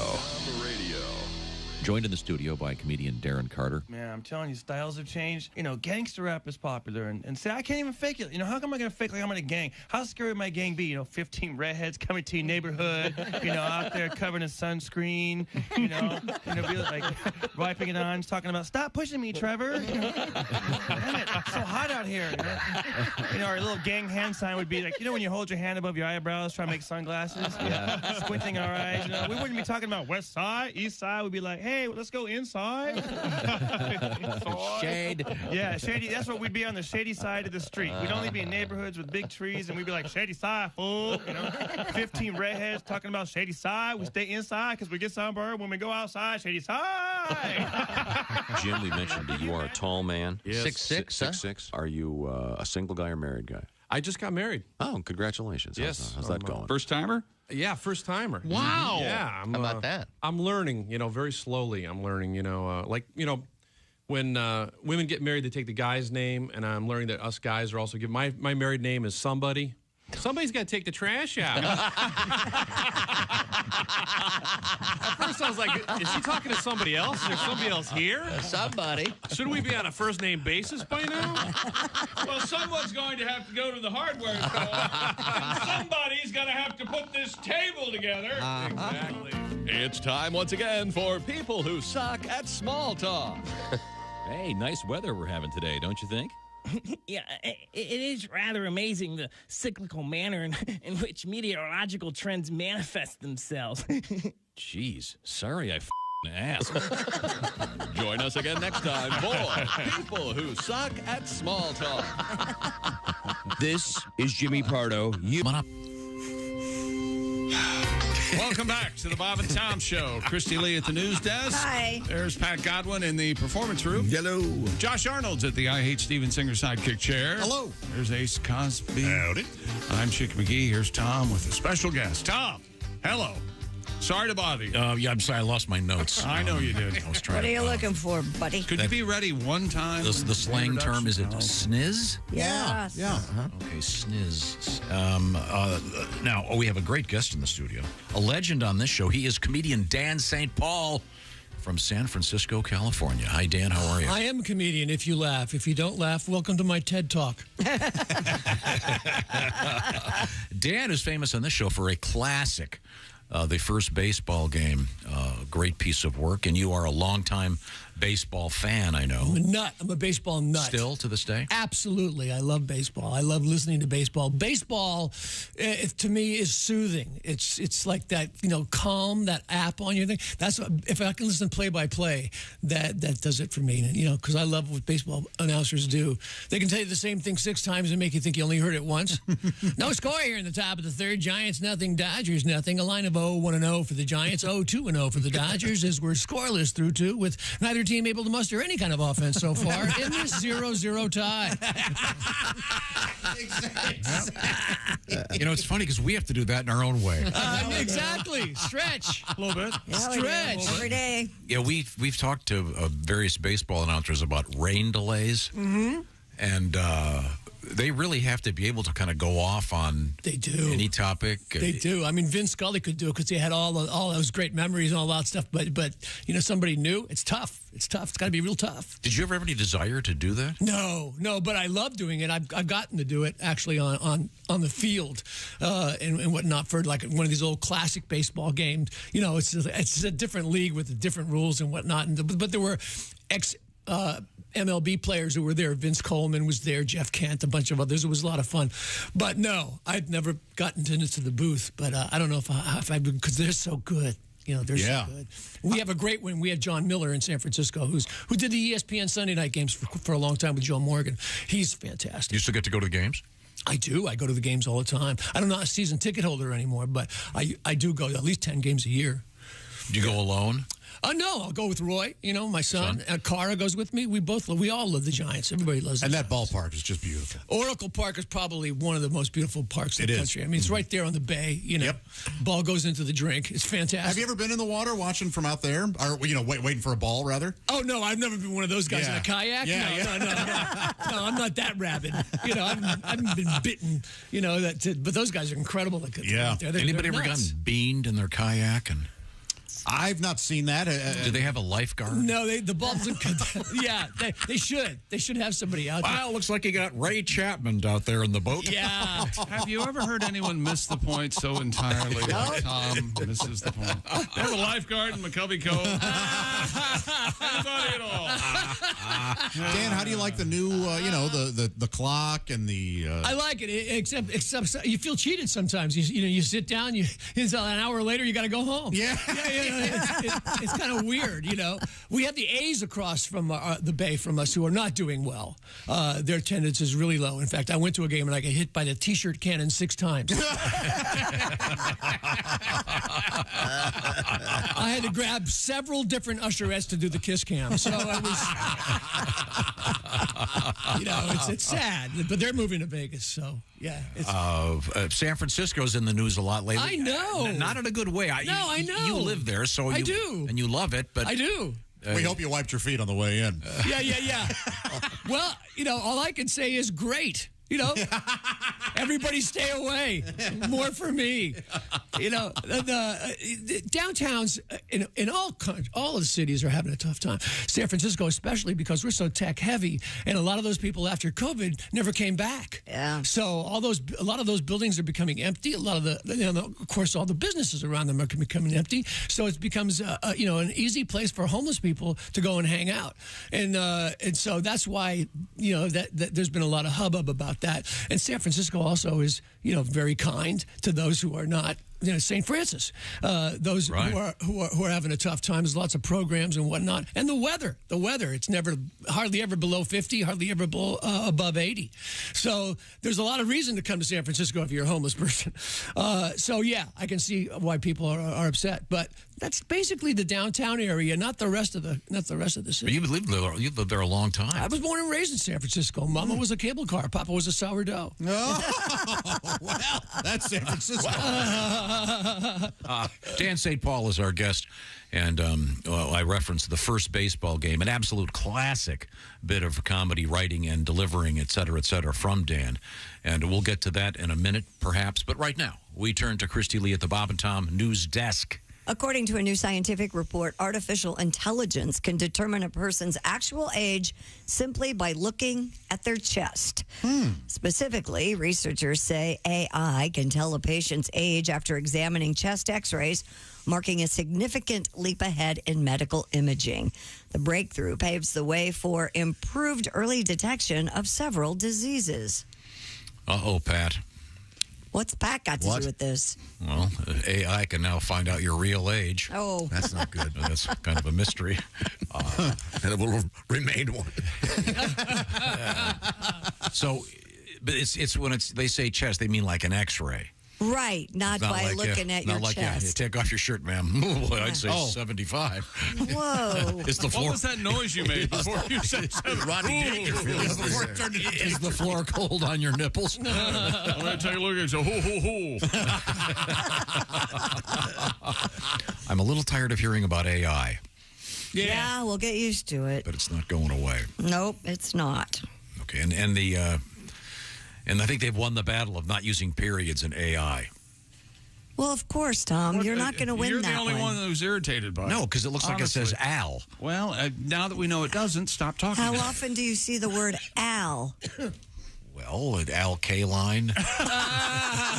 Sure. Al Roboski. Who's Al Kaline? I thought I'd do a baseball joke. First baseman for Detroit Tigers. Al Roboski, the Mad Hungarian? Al Roboski, the Mad Hungarian for the Cardinals. That's right. He was on, he did broadcast there. Yeah, for sure. Yeah, terrific. Al Unser is the only Al I know. And you know that Al well. Al I do. Al Jr., yeah. I call him AI Jr. Just had to know it on Tuesday. AI Jr. AI Jr. AI, calling him AI Jolson. Sure. Okay. I mean, it's just irritating that the techies insist on changing it. It's like all the misspellings in rap. It just Would you pisses feel me better had they checked with you first? No, I'd feel better if they did A period, I period. Okay. But it's a lost cause. It's too much of a mouthful. Ship has sailed. Sorry. It's wrong. It's a crack in our culture, meaning the end of the world. Here, let's go back to something you can relate to. A ship retracing Charles Darwin's famed voyage has set sail. That's right. Darwin set sail aboard the HMS Beagle in 1831 on a 5-year voyage. Which we learned last week. Yes. Passed around South America, went to Australia and New Zealand nearly 200 years after he embarked on that trip. That led, of course, to the theory of evolution. The Dutch ship, oh boy, Oosterchild left England to begin a 2-year mission called Darwin 200. The schooner will serve as a floating laboratory on the sea and in port, where approximately 200 young naturalists and conservationists from around the world will meet along the way. Sounds like a really cool thing. Now, in this case, naturalist means scientists, not nudists. Right. Correct. Was anyone thinking nudist? No. Much better story if you had 200 naked people and conservationists. Yeah, and why didn't they rename the boat like the Beagle 3 or something? I don't know. I wish I did. We were counting on you. We were counting on you. It makes it like the Galapagos, something cool. The Galapagos. Yeah, that'd be cool. Fun. You name. don't like Oosterschild? No. Why? What does it mean in Dutch? Do we know? I have no idea. Well, it means half the stuff that Darwin discovered. The species are dead. They're extinct. No, it's Dutch for beagle. Oh, I see. Perfect. Of course. Now we're talking.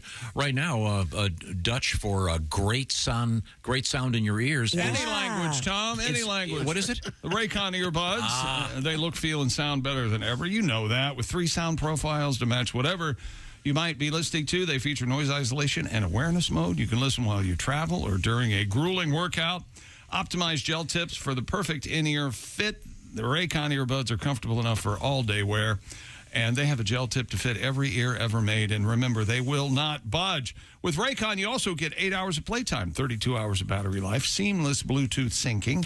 And they start about, believe it or not, half the price of other premium audio earbuds. And no wonder Raycon's everyday earbuds have over 56,000 5-star reviews. So right now, you can go to buyraycon.com/Tom and get 15% off your Raycon order. That's buyraycon.com/Tom. 15% off your Raycon purchase. That's buyraycon.com/Tom. We get love letters about how great the Raycons are. I love mine, and the best thing about them is they automatically sync. They stay in your ear. It's great for going out with the dogs, walking around, listening to your favorite radio show or that book you're reading or whatever it is. Maybe it's a podcast. Check out Raycons. They are definitely the best, and they're about half the price. When we come back, comedian Dan St. Paul, this is the Bob and Tom Show. Bob and Tom. For your information, these are 2 of the worst kids I have ever encountered in my life, and I worked the state fair. We were stupid before stupid was cool.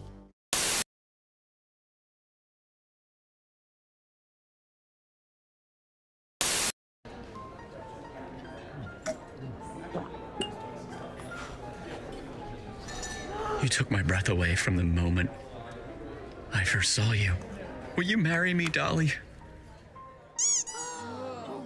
She said yes!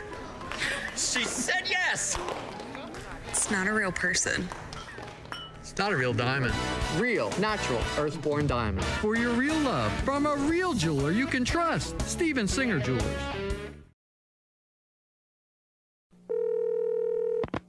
Hello? Hey, it's Tiger.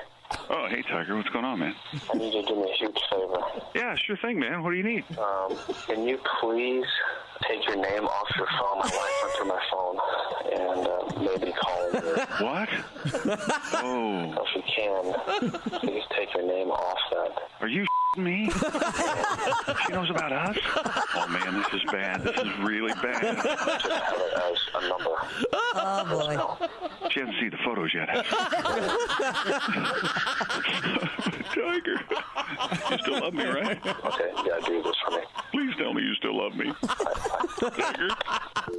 Tiger? Hello? Hello? Hey, you dog owners, listen up. This is something for your big sweetie. Chew Works. Has your dog ever scarfed down one of those chew sticks without really chewing? Chew Works has a hold to chew, which will prevent choking and GI blockage. When dogs can't properly hold the chew stick between their paws anymore, they tend to just swallow it. Available in 3 sizes, mini, junior, and large. Extra large coming soon. Their whole purpose is to provide a safer and healthier way for your dogs to chew. Chewworks.com. No, Tim has his guitar out. Are you going to I hate Florida. Why? Because you're from Georgia. That's why. Georgia people hate Florida. Why? Because we grew up our whole lives wanting to go to Florida. Put a float on top of the car. Oh, my God, we're going to Florida. Drive 4 hours. Get there. Do you have a hotel room? Yeah, they're $100, unless you want to be near the water. Then they're $400. Okay? No, we don't want to be near the water. We want to sit in a hot-ass asphalt parking lot with a float on top of the car and finish up these pecan logs we got in Valdosta. So then a hurricane comes. They evacuate back to Georgia. Oh, my God, do you have a hotel room? Yeah, they're $100, unless you want to be away from the water.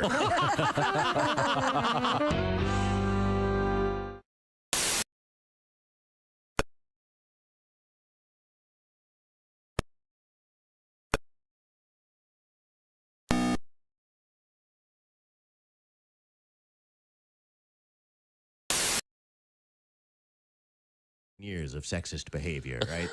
The tables are turned, and now I'm the sweaty, palpitating dad, the kid at the door, knock, knock. Hi, Mr. Schrader, here to pick up my, it's, I like your daughter very much. I own a van. Oh, God. It has the Kama Sutra bookmobile with it. Benoit balls hanging off the rearview mirror. I love poontang painted on the side. Oh, great. I guess I got a few years to relax. Yeah, you got a few. Yeah, as long as she's still, eating her boogers. Hello, this is comedian John Evans, the High Plains Thrifter, and you're listening to Bob and Tom Radio. Greg Warren is our guest. What do you do on the road? We were talking to Mike about his activities on the road. Watch television a lot? You do, don't you? I just got a DVD player. We rented The Fugitive the other day with Harrison Ford. Great movie. Yeah. There's a little deleted scene in there where he's running from Tommy Lee Jones and he runs into Subway and orders a sandwich. All right, listen to me. I need a 6-inch turkey sub on wheat with bacon, no mustard or mayonnaise, all right? Huh? Lettuce, tomato, green pepper. I didn't kill my wife. You Indiana Jones.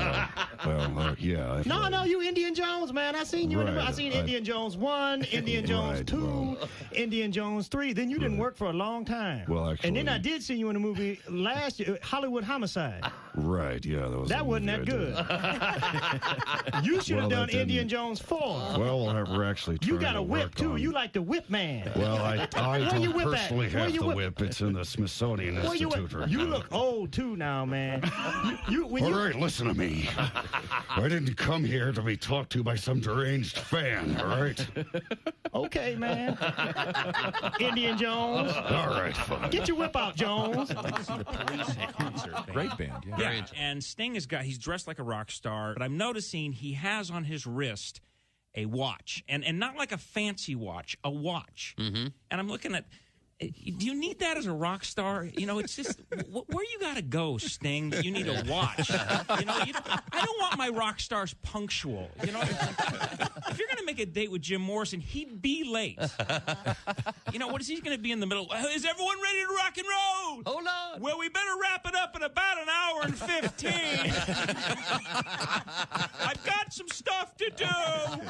The sitter is waiting. Are you ready to rock? I want my rock stars on heroin or dead, okay? That's a rock star. Here. Not with a watch.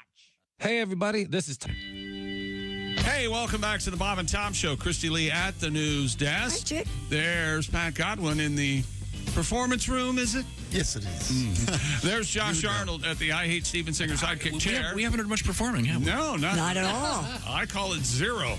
There's Ace Cosby. Cheap seats. I'm Chick McGee. I get a ticket, Godwin.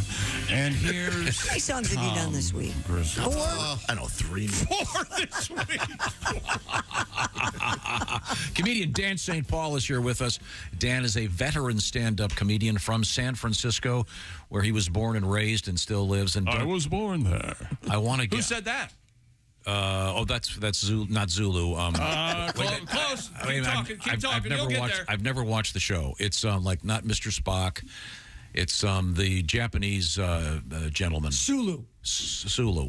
George Takei. George Takei. We talked to him when San Francisco. I was born there. Very interesting guy. Thanks, weirdo. Yeah, he is an interesting guy. Fantastic voice. Yeah, we had a great interview with him. He was a nice guy. I think your real name is Skopetsky? Scopazzi. Scopazzi. Scopazzi. Scopata means to go out and pick up on women, and Pazzi means crazy. So literally, my name translates into Charlie Sheen. So there's just no way I can use it professionally, you see. It's been a great morning. We had Mike Vecchione in here. Another Italian, another Paisan. Yeah, another Paisan indeed. But you've always been a San Franciscan? No, I lived in L.A. for like 8 years. Oh, did you? And I escaped. Yeah. It was interesting because I went down there to get, to make it, right?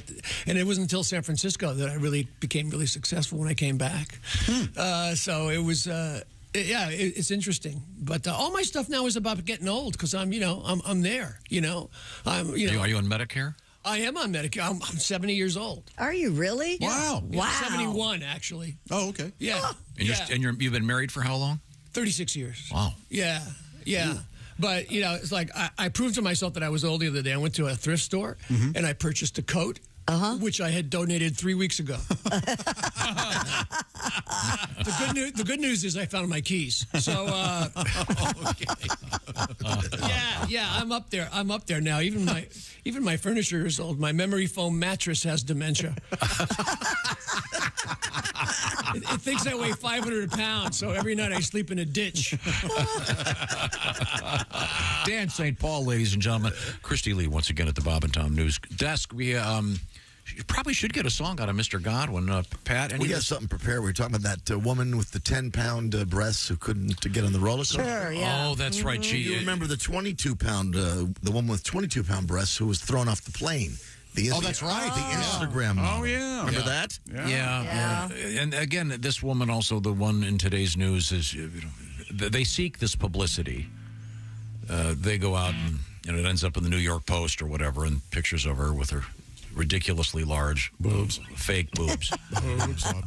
And what was the one? Now she was thrown off the plane. Why? 22-pound boobs thrown off the plane for the way she looked. It was too provocative. I remember. Okay, so is that 11 pounds apiece then, right? Mm-hmm. Okay. Some gals are made by the hands of God. This woman wanted a more outrageous bod. Plastic and filler, silicone. Puff out the lips and chip away the bone. Oh, 22 pounds, what do you get? Oversized boobs and kicked off a jet. The airline won't fly her, says she can go. Oh, don't they know she's an Instagram hoe? She bleached her butt where the sun don't shine. Got a new rack and it hurts her spine. Tattooed her face, her lips cherry red, but her boobs won't fit in the overhead. 22 pounds, yeah, what do you get? Cartoonish tatas and deeper in debt. The airline won't fly her, says she can't go. Oh, don't they know she's an Instagram hoe? Isn't that beautiful? Thank you very much, Pat. Touching. That was very, very nice. Now, we have Christy Lee at the news desk. What else have you got over there? A naked guy allegedly broke into a house in Phoenix and told investigators he was being chased by an alligator. Oh, no. According to According to azfamily.com, that would be Arizona Family, police responded to a reported burglary and encountered the man lying naked on the driveway with the homeowner standing next to him. That's right. The homeowner's 5 children told police the suspect was trying to break into the house, and even though they tried to keep him from coming in, the man overpowered them. The father was nearby when kids called. He came home to find the suspect sitting on the couch in the living room wearing only socks.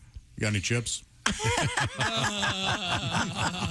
Court documents say the suspect told the responding officer that alligators were after him, but then admitted to smoking methamphetamine beforehand. That may have been the problem. That could be it. Hey, the alligator ate my clothes, except my socks. He was arrested on charges of burglary, indecent exposure, and resisting arrest. Now, this was in Phoenix? Yep. So it was whatever, late. It's been 110 degrees every day. Hot. Yeah, hot. But is meth the one that makes people take their clothes off regardless of the temperature? Mm-hmm. What's that all about? Alfie. Like a sex thing, or is you just get hot? I think they get hot. Yeah, that's what our police officer friend told us. Yeah, I think your body temperature gets very uncomfortable. Weird.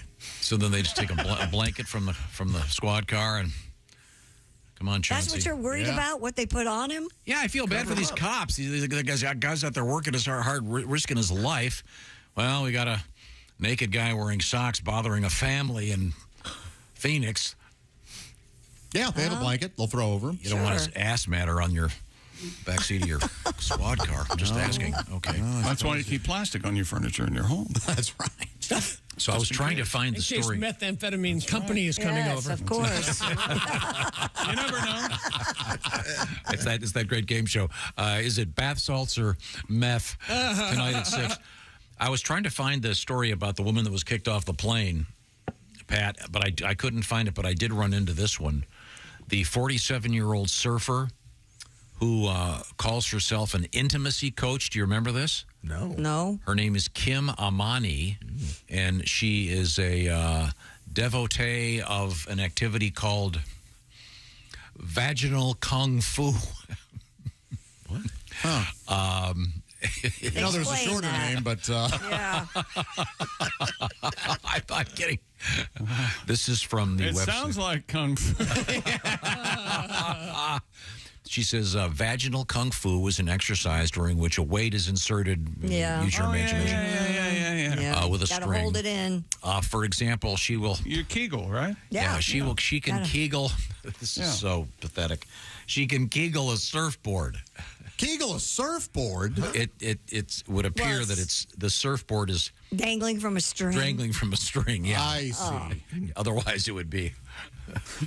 Well, a vast some sort of suction cup. Yeah, type she says it produces better orgasm and she feels toned and sleek. They do say that though, right, Yeah, they Christy? do. That They if do you say Kegel, that. I'm it will Kegeling right enhance. now. What? Huh? Yeah. You're Kegeling right now? Yep. Wow. Yeah. Do you practice every day? At stoplights. Oh, you know, guys Kegel too. I Kegel at Yeah, you can. stoplights. Yeah. You don't Kegel at stoplights? I don't. Oh. No. But I rolled down my window and asked the lady next to me, "Are you Kegling at the stoplight?" Let's all Kegel, everybody. How good have you gotten? Can you break a pencil? I've never tried. I don't insert things. I just Kegel. How do you measure?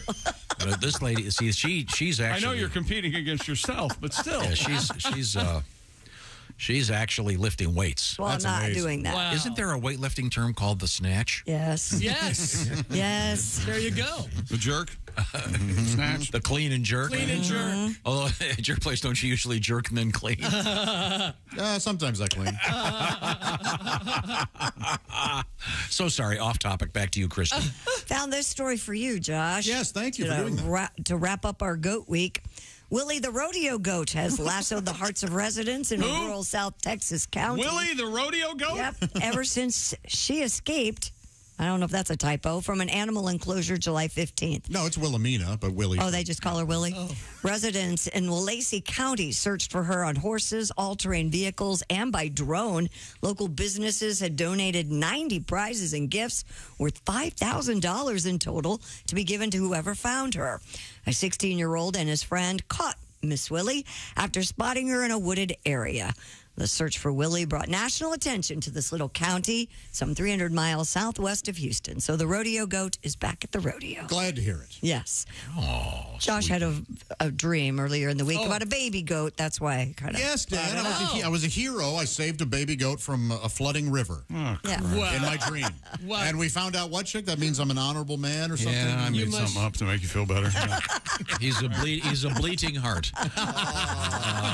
So I shouldn't have. Dan, I got some nice letters here. Dan St. Paul's kind of a legend on this show. We always in the spring feature that classic first baseball game. This is from Judy. She writes, longtime listener, first-time emailer. I was introduced to your show in 98. The first thing I heard was the first baseball game by Dan St. Paul. Hooked on the show ever since. Always great to hear Dan live in the studio. Oh, awesome. Isn't that nice? Here we go. I have to take my mom to doctor's appointments twice a week. The voice in the elevator reminds me of the female announcer from Dan's first baseball game bit. Because at the time, yes, San Francisco famously had the first female PA announcer. That's right, they did. Was it Cherry? Renelle, and she's still there. Yeah. What's her first name? Renelle. Okay. Renelle. Yeah. Okay. And local radio personality, and she's had the gig ever since. Cool. Yeah. Well, that's a gig, though. Think about that. You've got to be at every game. Well. On time, prepared. Well, yeah. So I'm looking at it as I get to be at every game. Yeah, exactly. Yeah. She had 82 games, right? But I mean, if you're doing a radio show, too. Yeah, in the morning. Your butt is pretty much assigned to one or two seats constantly. Right. But, yeah. But if that's your dream, that'd be fun. Oh, yeah, she's great. She's great. Chick McGee briefly was the PA announcer for an NFL team. The longest NFL season of my life. I would never do it again. Was it just one season? Yep. Mm. Yep. Yeah, it kind of ruins the fun for you. Ruins the whole thing. Yeah. For me, I'm sure other people. Right. I was just talking to one of the guys that did it for many, many years, and he just loved it. Mm-hmm. Now doing it for some college teams, but cool. Yeah. Now, do you want to explain maybe what might have been the reason that you were asked to not do it again? I didn't do anything other than they were doing the kiss cam, but they didn't call it the kiss cam, and they took the camera was traveling around the arena, and they took a shot of this couple kissing, and all I did was open the mic and I went hilarious. Every week after that, my parking space got farther and farther away. They didn't actually, but I was out after I got fired. I was out $100 every Sunday. $100. They paid you $100 for that? $100 a day. Yikes. They tried to hire me to replace you. They did? I find that very hard to believe. For $125. I don't believe it. Now I need several. I need a picture of you with that day's paper. I need. Now he's mad. Okay, now we were talking about San Francisco in the news. Dan St. Paul is San Franciscan. I am. You know, I saw Tom. I want to ask you this. You're a big. You're a big classic rock fan. Sure. Yeah. Yeah. My wife and I went to see ELO. Okay. Oh, cool. Yeah. Who is the ELO? Anybody? Electric Light Orchestra. Of course. It's Jeff Lynne and whoever he chooses to go with. Yeah, but he's got one of the other original people. But a fantastic show. Great show. We took BART, which is the local subway, and everybody in our car were baby boomers going to the show, except for two teenagers who had to be thinking, is the rest home on a field trip? And one guy had his original ELO T-shirt on, and he had gotten so large over the years, the O was just a straight line going across his chest. we get there, and we're walking across the parking lot from the BART station, and we're like the Walking Dead, like almost dead, approaching the arena, and this we're met by a squadron of representatives from the local cardiac care unit, and they're giving out coupons: buy one stent, get one free. We get in, and there's a concession, and they're selling like tapioca and soup, and there's a band playing, but it's not ELO. And I went, oh no! I got on my knees. I went, oh no! There's an opener. We'll never get home in a decent hour. We get to our section, and they actually have a concierge for each section when they know it's going to be like an old folk show. Yeah, it's their job to break your fall in case you get into your seat, and also to wake you up after the show. Yeah. And each row has its own defibrillator, which was a nice touch. Nice. And so we're sitting there, and this band plays for like a half an hour, and the lead singer goes, "We're going to do 2 more songs," and 14,000 people yell, "No! Stop now!" one woman behind me starts shaking her fist. Some people have aqua aerobics in the morning. It's a different world. It is. I can't do the big shows anymore. Well, we were talking about San Francisco in the news again because it's one of the only places that has the driverless. Oh, they're trying that. Taxis. But nobody wants that. And right now it's in front of the Board of Supervisors because they want to add more and some people want to add less. They don't want any.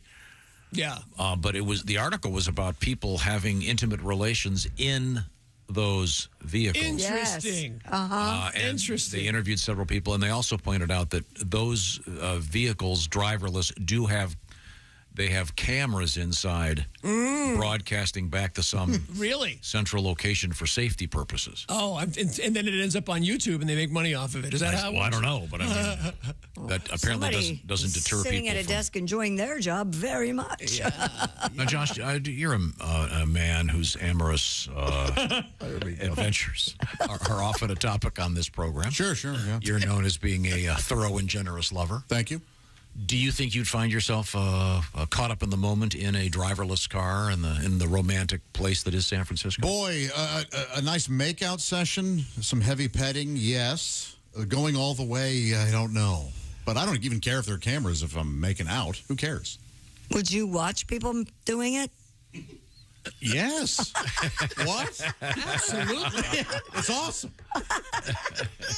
Like a peeping Tom kind of thing? It's like a porn viewer. All right. Conducting commerce. Have you ever seen porn? It's two people having sex, and usually they're like, it's great. Yeah, but these are people that don't know they're being filmed. All the better. Yeah, yeah. Okay. No, is there a whole? Is that it's like normal? It's absolutely a category. Is that a category of this? Is it real? Like normal people? Captured security footage. You know what? I bet some of it's fake, but yes, and it's not. You know what? That's really not my thing. Like the amateur. What are they? Peeping Tom kind of. Yeah, that kind. No. I like to know that there was work put. I like to know that there was. They had to rent a set. You want to see a script? Is that? Yeah. I like to know that there was. Just before the big money shot theme, she said, "I'm ready for my close-up, Mr. DeMille. Get me the goggles." And it's DePhil. Oh my God! Oh my God! Mr. DePhil. That's right. I like that. Right now, it's time to switch gears here. The summer, as the Doors once said, summer's almost gone. We got plenty of time, though. We had beef flauta supreme the other night with pico de gallo and smoky red pepper crema. Look at that. 4 steps, in and out, 5 minutes prep, 30 minutes cooking, you're done. That's it. Delicious. HelloFresh. They've got a bunch of new stuff every week, more than 40 recipes and an array of choices going from vegetarian, vegan, way over that way and all the way over here. Good old-fashioned comfort food. And you can swap proteins. You can do this or that. You can find all kinds of special stuff, snacks, sides, et cetera, at the HelloFresh Market. See what I'm talking about? Give it a shot. Go to the website, HelloFresh.com. And don't forget to add that /50 BT show. Why is that worth doing? Well, let's see. 50% off and free shipping. Once again, the code 50 BT show. HelloFresh.com /50 BT show. Have some great food. Save yourself a bunch of time. Great for date night. Great for teaching the kids how to cook. It's HelloFresh.com /50 BT show. Coming back, our guest is comedian Dan St. Paul. This is the Bob and Tom Show. Thanks for listening to the Bob and Tom Show this morning.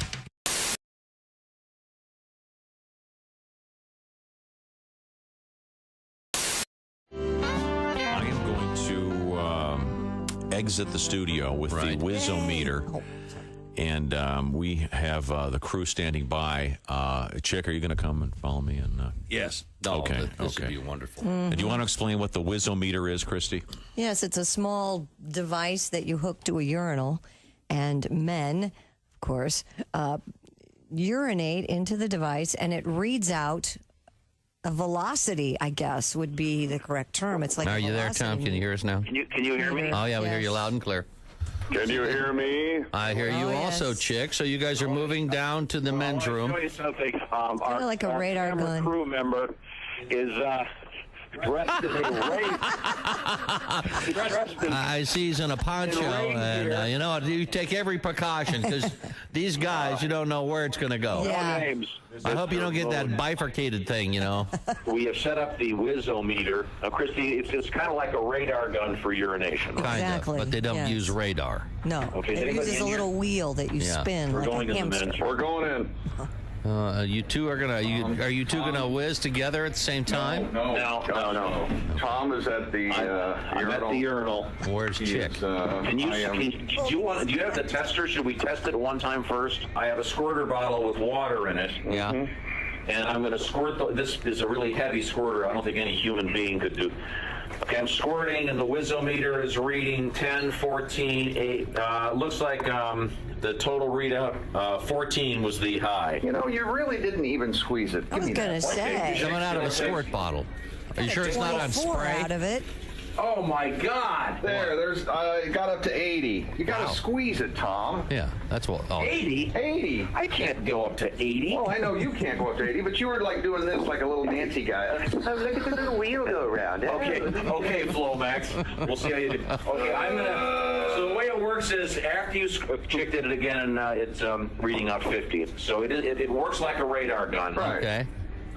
Okay, I am going to. Are you gonna unzip and see what you got? He's reaching. Yeah. Now, we've not tried this with. No, I don't want to splash anybody here. Oh, he's. Well, let's hope not. I'm getting ready to go. Okay, I'm going. I'm ripping it here. This is the best I can do. Oh God, this is no good. What kind of speed? There are people taking pictures. What kind of speed you got going on? I'm afraid there may be some additional audio. You get a warm-up lap? There may be some additional audio. Yeah. Sorry. 26 was the high. I'm sorry, what? 26. 26? My God, this your prostate check. It looks like Chick, when you did it, there's water all over the floor. Okay, come on in, prostate king. What? Okay. No, I'm not saying I'm going to do any better, but okay, now Chick's going to get up there. I have a shy bladder. Why? You don't want to stay? It works for my girls. Oh, he's finally started. Okay, there we go. How's it going? What kind of? Well, I can't get the wheel to turn. Now, if there's any kind of gaseous emission, it voids the readout. 26, 54, 56. So, Okay. what'd you get? 56? What is the readout? 56. 56. Ooh, Chick. Very And impressive. Tom, you had 20? 24. What was mine? 20 something? 20? Wow. Maybe you should have your prostate checked. Are you still going? Yeah, I told you I had to go, man. The test is over. Maybe we can do a commercial break. the camel releases. Still going. Okay. Anybody else have to go? Well, we've got the whole. Would you crew wait? here. I'm not done yet. I'm sorry. So the Wizzometer. Let me see the readout. Oh. The key is to get the wheel to spin. Sometimes your aim is a lot key to it. You probably didn't hit the wheel. You have to aim? You have to aim. You can't arc it in there, I got Tom. a question for you. Yeah. Who's going to take this thing out of the urinal? Oh, well, I'm sure we can find an intern to do that for us. Do we have any interns? Yeah. Oh, okay. Well, we're heading back in.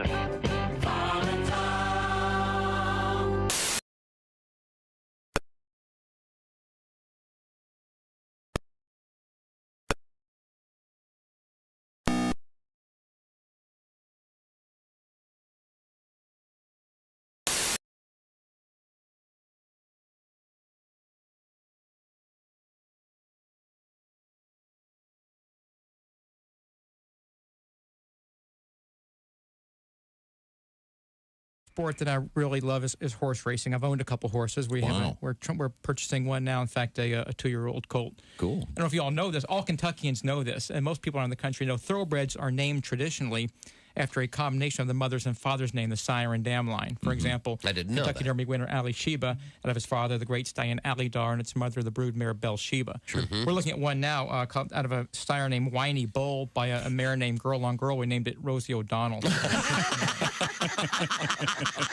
that works out well. Well, there's photography. You know, people don't go. Yeah, photography. People don't go to porn shops anymore. No? You know, because of the internet. Oh, that's true. But I think you miss out on the social aspect. Is there a social aspect to that? Yeah, well, you avoid eye contact. Try to hide your titles. Tranny? Oh, no, I was working on my car. The other day, though, I was watching gay porn. Uh-oh. No, wait, I'm sorry. I was watching pro wrestling. So, Mark, you're a single guy. Yeah, I tell you, though, it's tough because I got these neighbors behind me. Really? My neighbor, Gail, very... Gail? Gail is a woman who just moved. Her bedroom wall is right behind mine, and she has a new boyfriend. Mm-hmm. And I found this out. His name is... You know you're too high when you're eating cereal naked and your girlfriend tells you to put some clothes on. You realize it's not your girlfriend. It's just a woman on a bus. That's how you know you're too high. Soon. Hey, welcome back to the Bob and Tom Show. Christy Lee at the news desk. Hello. There's Pat Godwin. Hey, chick. He's in the performance room. Josh Arnold at the I Hate Steven Singer sidekick chair. Hi. There's Ace Cosby. I'm Chick McGee. Hey. Don't you dare say anything about anybody running equipment. Here's Tom with our special guest. Tom. He's comedian Dan St. Paul. Dan, you've made a great career as a stand-up comedian, but you've never really had to have a job where you had to work with other people full-time, have you? I was a teacher. Oh, you were? Yeah, I was a teacher for my first 2 years in professional life. Ah. I got a master's in special education. So you know what it's like to... for special education. Hang out with... Wait a minute, that's going to come out wrong. What I was going to say, no, it's you work with other people and the constant criticism. It's kind of like being married. Yes. You have someone who's around you all the time. Right. Making statements about your abilities, lack thereof. Well, what date is it, Tom? You got me. Oh, it's the 18th. Time now for Today in History. Well, Dan, you're a wise man. You can maybe help with this. Today in history, on this date, of course, who can forget, this is a slow pitch, the birthday in 1750 of Antonio Salieri. Salieri, right. The Mozart's kind of like a competitor. Now, I'll give this one to you, Josh. Who portrayed Salieri in the film Amadeus? I know that one. Go ahead, Dan. F. Murray Abraham. Sure. And we a fascinating phone call we had with him. He was a delight. In fact, he said he wanted to stay on longer. That's the story. Go ahead. He called back and said, can I call back? He called back. That's funny. It's true. F. Murray was such a cool guy. Yeah. So nice. Yeah. I was terrified to interview the guy. You'd think he'd be stuffy. Yeah, Academy Award winner. Great guy. He's usually a heavy, too. You know, you're kind of intimidated. And he's one of those guys, he can play almost any ethnicity. Exactly. Maybe except for Swede. No, right. Yeah. Yes. Salieri, portrayed by F. Murray Abraham. Yes. Okay, this is an easy one for you, Christy. Happy birthday, 1774. It's a guy. Meriwether Lewis. 1774. Birth date, yeah. Half of a famous Lewis jewel. and Clark? Yes. There you go.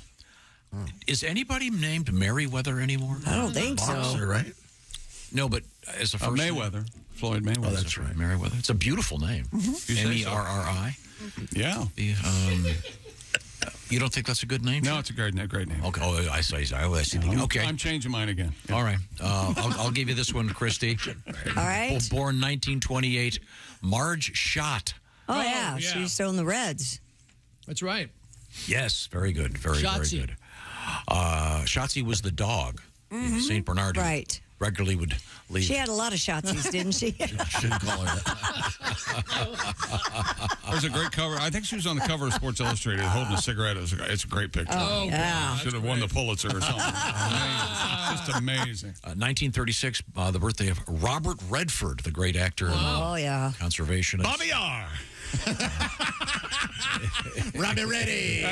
Woo! The Sundance Kid. That's right. Have you watched that movie lately? It holds up. It's Love fun. it. It's wonderful. fun. It's one of the greatest. Woodcock. Get out here. And I guess they're kind of calling that scene with raindrops keep falling on. It's kind of like the first video. Yeah, right. I could see that. Because you're sort of watching this movie, then all of a sudden, what the hell's going on? Riding around on a bike singing. It's like, yeah. And by the way, no one ever learned to ride a bike quicker than Paul Newman in that movie. He's riding it backwards. 1952, the birth date of the late great Patrick Swayze. Oh, yeah. The Dirty Dancer. Some fine actors. 69, it's Christian Slater. And then also Edward Norton. Oh, he's good. Not the guy from The Honeymooners. No. Norton. No. That was Art Carney, and that was the character's name. Nothing to do with. But go ahead. Ace, do you know who this is? 1978. Happy birthday, Andy Samberg. Yep. Yeah, actor, comedian. And of course, like many comedians now, he has his own restaurant. They have, of course, Samburgers. It's the Samburger. Home of the Samburger. Okay, this is for you, Pat Godwin. Yes, sir. This band began their residence at the Indra Club in Hamburg on this date in 1960. Gee, I wonder who that's. The Beatles. Oh, even Godwin's been defeated. The Beatles tribute. Who were they playing for? Germans. Yeah. Mock show. No, they were of course, were playing for hamburgers. Hamburg. Well, thank you very much. Okay. Time now for things we learned. Tom, Already? shut up. Brought to you by Nitsa. You're out with friends, and a few drinks becomes a few too many, and you decide to drive anyway. What's the worst that could happen? Drive sober or get pulled over. You know that. This is paid for by Nitsa, NHTSA, Nitsa. Tom has new monitors in the studio, and as you might guess, that caused quite the hubbub early on here in the show. They're doing great. They're working fine. He had to explain to everybody that he had new monitors, even though it's plain that we can see that they're new monitors. And he had to figure out, how long did it take you? Hour and a half to turn the brightness up? I never did turn it up. Never did turn it up. No, I can't. I'll have to have the guy come over. Okay. Get that worked out. You're not going to be embarrassed when you ask the tech guy to come in here and you go, can you turn my brightness up on my monitor? That's not Do you going want to me to do it for you? Right in settings, display It's right in brightness. settings. It's easy to do. What does it say in settings? Display and brightness. Yeah, thank you, Pat. You'll get it. You'll get it worked out. Very good. While you continue, I'll And do you that. know, it doesn't make you any smarter when you turn the brightness up. Okay. This just says display. We had the Big Green Cookout today, and we all really enjoyed the food. Boy, those big green eggs. The pickled watermelon rind, man. We learned a new word today. Sniz? Sniz. Were you aware of that, Dan? I heard it on the way in. Yeah. I have not heard of sniz. Speaking of sniz, the Women's World Cup, Sunday morning, 6 a.m. Eastern Daylight Time, England and Spain. Sniz fest. Go. That's a sniz, a real sniz fest. Sniz fest. Something that I would not believe had I not seen with my own two eyes. What? Josh, during the show, threw a cashew into the air and caught it in his mouth. Thank you very much. Amazing. And it got stuck there, cutting off his airway. Fortunately, I Heimlicked him to save him. Absolutely. You're a true hero, Tom. Thank you. Do you know how to self-Heimlich in case that ever... Yeah, lean over a chair. I mean... You can bend over a chair. You should learn Right. just because you live alone and, you know, you could get carried away. That's what he's driving at. You get so passionate about eating I could over-snack, and, of course, one of the prostitutes at my house wouldn't offer to help. They don't know the Heimlich. They know reverse cowgirl, but not the Heimlich. One of the prostitutes on staff. Is that what you have? That's right. And Jess Hooker wore a green jacket today to be part of the Big Green Cookout, and you had a joke for her, Tom? I said, congratulations on winning the Masters. It's about time they let women play in that thing. Stop it. Sorry. Thanks to the Big Green Egg guys. We certainly appreciate it. We're going to start giving away those big green egg mini maxes real soon. So brush up on your NFL picks, ladies and gentlemen. And thanks again, Dan St. Paul. It's always a great pleasure to see you, Dan. Thank you. And if they want to follow you, are you out there in the world of social media? If they want to follow me, they can go to danstpaul.substack.com. I write essays. I've got about 60 on there. I started doing during COVID.